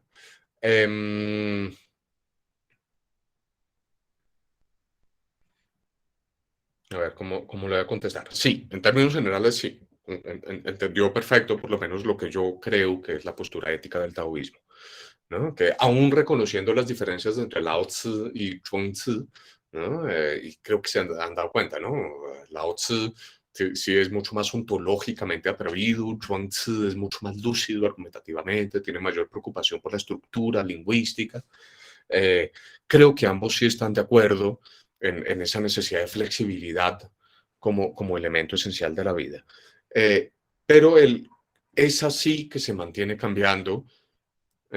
Si nos vamos a poner estrictos, eso está mal, ¿no? Porque es que es así, es aseverar una posibilidad como la posibilidad actualizada. Y el punto aquí vendría a ser, claro, yo en cuanto a ser vivo no puedo evitar la aseveración, pero eso no significa que la realidad sea un constante aseverarse, ¿no? Para mí siempre hay un es así. Eso no significa que independiente de mí siempre haya un es así. Creo que respondí con esto a una pregunta en alguna de las sesiones anteriores, pero también yo a veces hablo solo, entonces puede que me haya respondido a mí. El punto es, uno a veces tiende a pensar el taoísmo como postulando la realidad como flujo, ¿correcto? Entonces es como si la realidad fuese pasando de estado a estado. Y no, porque eso es una objetividad. Eso es decir, la realidad no es constante, pero en cada momento hay un es así, que es el es así de la realidad. Y el punto aquí es no, la realidad tampoco es un flujo, ¿no? Porque los flujos tienen estados distintos. Y la realidad vendría a ser la mera posibilidad. En esa medida no es real tampoco. No, mi vida es estar en un cambiante, no. Mi vida siempre tiene un es así. Cuando yo estoy muerto, cuando soy confucianista, a ojos de un taoísta, impongo un es así constante. Cuando me vuelvo un sabio taoísta, aprendo a cambiar el es así. La realidad sola, en la realidad sola, no hay ni es así ni no es así, porque tampoco es realidad sola, ¿no? La noción de realidad también es de actualidad, no de posibilidad. Sí, listo. Bueno, y Juan Carlos pregunta, ¿el cuerpo humano se considera como un correlato de todo lo existente? No estoy del todo seguro a qué va la pregunta. Yo no sé si Juan Carlos está pensando en algo como una visión estoica, ¿no? Como de macrocosmo y microcosmos, ¿no? Como el cuerpo es un universo, es un modelo en pequeño del universo. Sí, no, ¿no? Esa no es la postura taoísta, porque esa postura nos dice que hay un modelo absoluto con el que yo puedo describir la realidad, ¿no? Y que hay un modelo absoluto con el que yo puedo describir mi propio cuerpo. Y aquí vendría a ser como en tanto tengo cuerpo y necesito estar vivo para tener cuerpo, y un cuerpo es, por así decirlo, un acto deíctico, yo moldeo la realidad en razón a la luz de mi cuerpo. ¿no? Pero no es que la realidad sea como un cuerpo.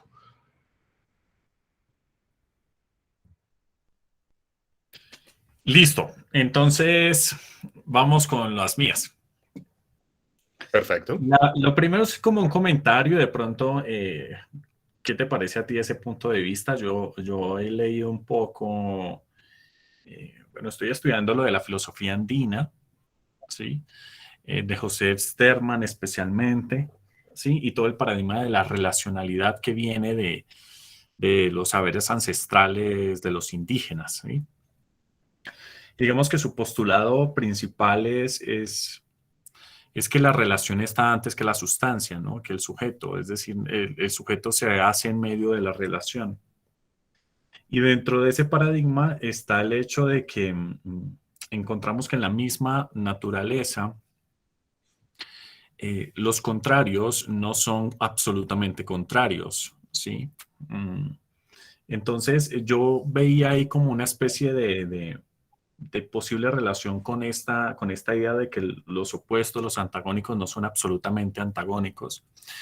Y recuerdo no, en algún lado haber leído que tenía su relación con este pensamiento oriental. Desde el punto de vista tuyo, ¿consideras que aquí puede haber también un paradigma de la relacionalidad? Es decir, como que está primando el tema de la relación que puede incluso llegar a tener los antagónicos, los opuestos, y que en esa medida no necesariamente tienen que ser absolutamente opuestos. Muy bien. A ver, en términos generales le diría que sí.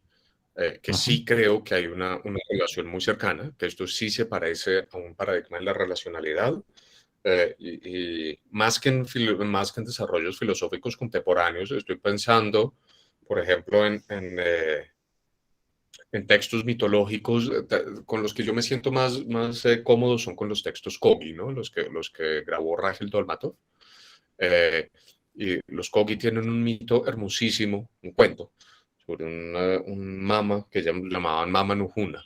Entonces el cuento va, Mama Nujuna un día quería ver el universo, entonces se transformó en hormiga y cuando se transformó en hormiga empezó a cazar tapires y a sacar yucas, pero cuando volvió a ser humano se dio cuenta que los tapires eran orugas y las yucas eran hojas. Entonces después se transformó en jaguar y cuando se transformó en jaguar, entonces empezó a ver a las personas como piñas. Creo que eso de las personas como piñas no es del de Mama Nujuna, no creo, no, es de otro mito, pero bueno, igual sigue adecuándose. Y así sucesivamente. ¿No? Y yo siempre he interpretado eso como los Kogi afirmando lo que yo soy depende de con quién me relacione. ¿No? La identidad de las cosas no es absoluta, sino que es el producto de una suma de interrelaciones. Eso sí se parece profundamente al pensamiento taoísta. Eh, Se parece profundamente al pensamiento taoísta. Tal vez si yo fuese a marcar una diferencia está en que no es tan claro en el pensamiento taoísta, porque en el pensamiento Kogi sí va en las dos direcciones, en alguna medida. ¿No? Yo soy lo que Ujú. soy también por lo que hay frente a mí. ¿No? Cuando yo estoy en un mundo de jaguares, pues yo me veo a mí mismo como un tapir, en alguna Eso es medida. fundamental. Sí. Eso en el caso del taoísmo no es tan claro, ¿no? En el caso del taoísmo sí está más el yo estoy labrando, ¿no? Tallando la realidad con mis manos en la arcilla del mundo, pero no es tan claro que el mundo me esté haciendo a mí. Entonces ahí dudaría sobre decir si es plenamente relacionista. Ambas concuerdan en la negación, ¿no? En rechazar una ontología absoluta. Ambas concuerdan en decir las cosas existen a la luz de procesos e interacciones. El problema está en qué cuenta entre las cosas. Y en el caso taoísta no es tan claro que yo cuento entre las cosas, ¿no? Porque yo sí sigo siendo un hacedor de mundo. Un hacedor de mundo que tampoco tiene valor absoluto, tampoco hay que deificarme. Eh, pero pues yo nunca voy a ser un tapir. ¿No? Listo. Voy a ver si logro sintetizar todas las ideas que tengo acá anotadas, a ver si logro expresar de la manera más sintética posible lo que tengo aquí en mente, ¿no? En algún momento estaba yo preguntándome, bueno, pero y ese vivir, vivir, vivir, en medio de todas esas posiciones, ¿no hay algún tipo de criterio, de preferencia? Es decir, ¿bajo qué criterio yo tomo una posición? Después, más adelante, te escuché hablar del buen vivir, ¿sí? Entonces yo veía que ya por ahí aparecía de pronto un posible criterio, ¿no? De pronto ético de mi buen vivir, y que en esa manera pues se sigue manteniendo, bueno, reconociendo obviamente el sabio que hay otras posiciones y que esa es su posición y no necesariamente esa la absoluta, ¿no? Bueno, eso por un lado. Por otro lado, tengo en la memoria el ejemplo que diste de si yo me acuesto en algo mojado, pues me voy a enfermar, ¿sí? Y, y entonces automáticamente a mi mente venía aquella frase de que muchas veces la metafísica, los universales, los absolutos, ¿sí? Tú lo sacas por la puerta y se te mete por la ventana, ¿sí? No sé si eso es de pronto lo que esté pasando, ¿sí? ¿Por qué digo yo esto? Porque por más de que yo intente de que todo sea posibilidad, el mismo hecho de decir que todo es posibilidad ya no es una absolutizar la posibilidad, por un lado. Por otro lado, eh, el hecho de que yo me acueste, y no solamente yo, de que el cuerpo humano se acueste ahí, ¿sí? Y se enferme, pues porque están estas condiciones, no es ya entrar al tema de leyes de la naturaleza, ¿sí? Leyes de la naturaleza. ¿Es eso posibilidad también? ¿No es eso más bien que se nos impone como condición de vivir? Ahí es donde yo veo que no sé si, si es que se está absolutizando tanto la posibilidad que parece que se vuelve imposible reconocer como estas leyes que, que no dependen de esa posición ética, ¿no? Y yo entiendo que desde la ética sea difícil, no sé, ahí pienso en un Kant que fácilmente decía, pues claro, en la ética no podemos hablar de universales como tal, sí, pero desde un punto de vista epistemológico, sí, reconocemos de que hay cosas que no podemos incluso cambiar, ¿sí? Que se nos imponen como leyes. Por ejemplo, esa de enfermarme si me acuesto, bueno, de pronto un médico viene y no sé si eso sea tan causalista y así tan rajatabla como lo estamos planteando, pero solamente por poner un ejemplo de que incluso nuestro cuerpo está sujeto a ciertas leyes que no son posibilidad. Entonces ahí se me viene esa idea, ¿no será que es que la metafísica la sacamos por la ventana, por la puerta, pero vuelve y se nos mete por la ventana? Venga, bien. Muy buena pregunta, pero voy a empezar por un comentario a la pregunta anterior y voy entrando a este. Estoy pensando en ese pedazo que de nuevo hablé en la conferencia antes de la conferencia. Creo que estoy haciendo eco de una canción de Cher, pero bueno. En que el famosísimo pedazo del que Borges vivía enamorado del Chuang-Tzu, en que habla de la mariposa, ¿no? Que un día Chuang-Tzu soñó que era una mariposa y cuando despertó no sabía si era Chuang-Tzu que había soñado que era una mariposa o era una mariposa que ahora estaba soñando era Chuang-Tzu. Y el punto de Chuang-Tzu dice, esta es la transformación de todas las cosas, ¿no? Ahí sí hay como una pequeña sugerencia de un relacionismo un tanto más fuerte, y es como decir, lo que yo soy es la suma de mis posibilidades, de las posibilidades que puedo aprovechar, ¿no?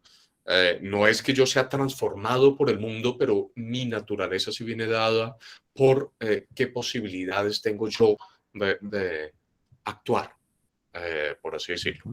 Y creo que si tenemos eso en cuenta, podemos acercarnos a una pequeña respuesta, ¿no? También por eso hace un ratico decía que hay que tener cuidado con esa noción de realidad, que yo sé que yo la usé mucho, pero es que es difícil expresarse si no.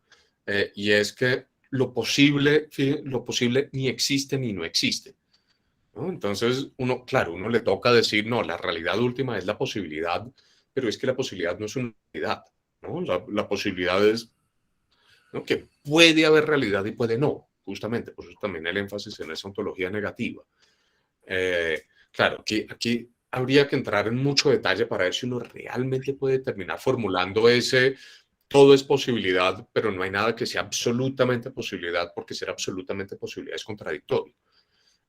¿No? Y uno podría reformular esta teoría como diciendo, como actuando más que como diciendo, ¿no? Cogiendo eh, cada aseveración que se le haga a uno y diciendo, pero fíjese que, ¿no? Esto es mucho más un manual de comportamiento que un texto ontológico. Esto no le está diciendo a uno, todas las afirmaciones absolutas son falsas. Esto lo que está haciendo es afirmación absoluta, contradictoria, afirmación absoluta, contradictoria, afirmación absoluta, contradictoria, hasta que en un momento dice, no me jodas más, ya no quiero más absolutos, entonces no me molestes. No, así estoy muy bien como estoy. Eso por un lado, ¿no? Entonces, en algún momento Susana le decía, en esa charla, antes de la charla, le decía que el Chuang-Tzu parece mucho más, ¿no? Una filosofía performativa que una filosofía teórica, ¿no? El Chuang-Tzu, fíjese en eso, en lo que puse en la última diapositiva. Usted sabe cuando sabe, ¿cómo voy a saber eso? Usted sabe cuando no sabe, ¿cómo voy a saber eso? ¿No? No sé en ese sentido fuerte que todo es posibilidad, pero lo que tengo es, para vivir me interesa que todo sea posibilidad, y cada vez que alguien me trata de hablar de algo que no es posibilidad sino absoluto, termina siendo contradictorio, ¿no? En esa medida la labor teórica del sabio taoísta nunca acaba, ¿no? Él nunca demostró que todo es posibilidad, sino que tiene la labor de, cada vez que hay una nueva afirmación, reducirla al absurdo. Eso como primera parte de la respuesta. Y como segunda, es claro, lo que yo le decía es, fíjese que estar vivo es estar posicionado, ¿no? Decir, a mí no es que se me cuelen los universales, porque no es que mi posición sea una posición de mayor validez que todas las demás, pero es que yo no puedo ser sin ser en algún lado. Yo no puedo estar sin estar parado en.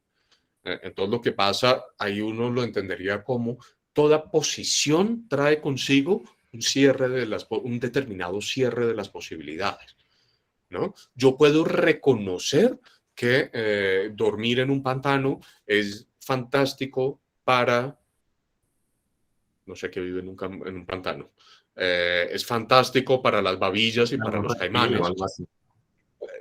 Sí, fantástico para los reptiles vivir en el pantano, terrible para mí vivir en el pantano, ¿correcto? ¿Eso significa que el pantano es terrible o es fantástico?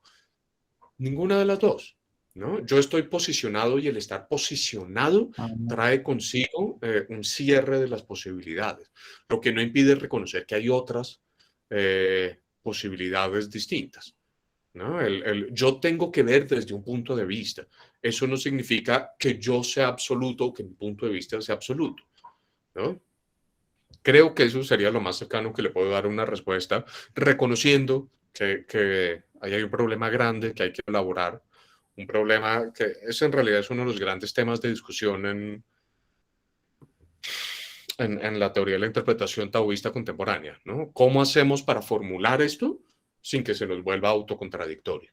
¿No? Lo que yo le acabo de exponer es, yo sospecho que por aquí podemos coger, pero ahí hay mucho trabajo por hacer. Bueno, creo que una última pregunta. ¿Hay una posibilidad de perfeccionamiento por medio de una serie de pautas de comportamiento? Mi hermano, que Se me cortó y no oí nada, perdón. hay una posibilidad de perfeccionamiento por medio de una serie de pautas de comportamiento. Eh, eso tiene que ver mucho con lo que con lo que estábamos discutiendo hace un segundito, ¿no? Y es que ahí usted me metió esa palabra perfeccionamiento, ¿no? Que perfeccionamiento implica una En valoración. absoluto. Exactamente, ¿no? Lo perfecto es difícil formular un perfecto que no sea desde un punto de vista absoluto. Entonces, no es que yo me vaya perfeccionando, ¿no? Yo voy viviendo más tranquilo. Eso es ser más perfecto o menos perfecto.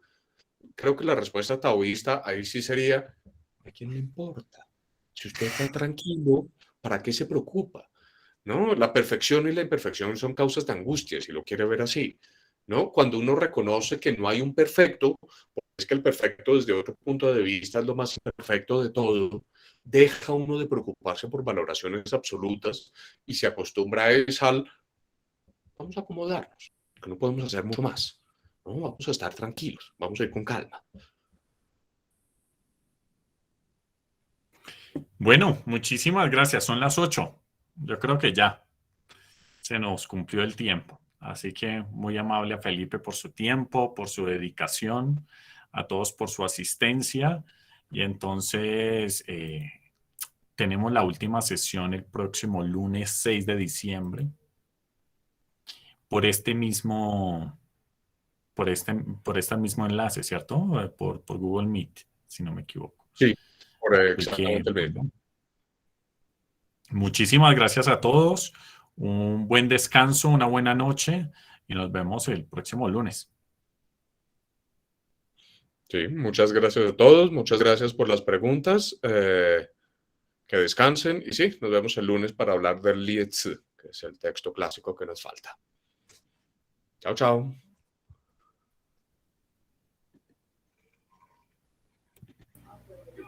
Jeffrey, perdón, una pregunta.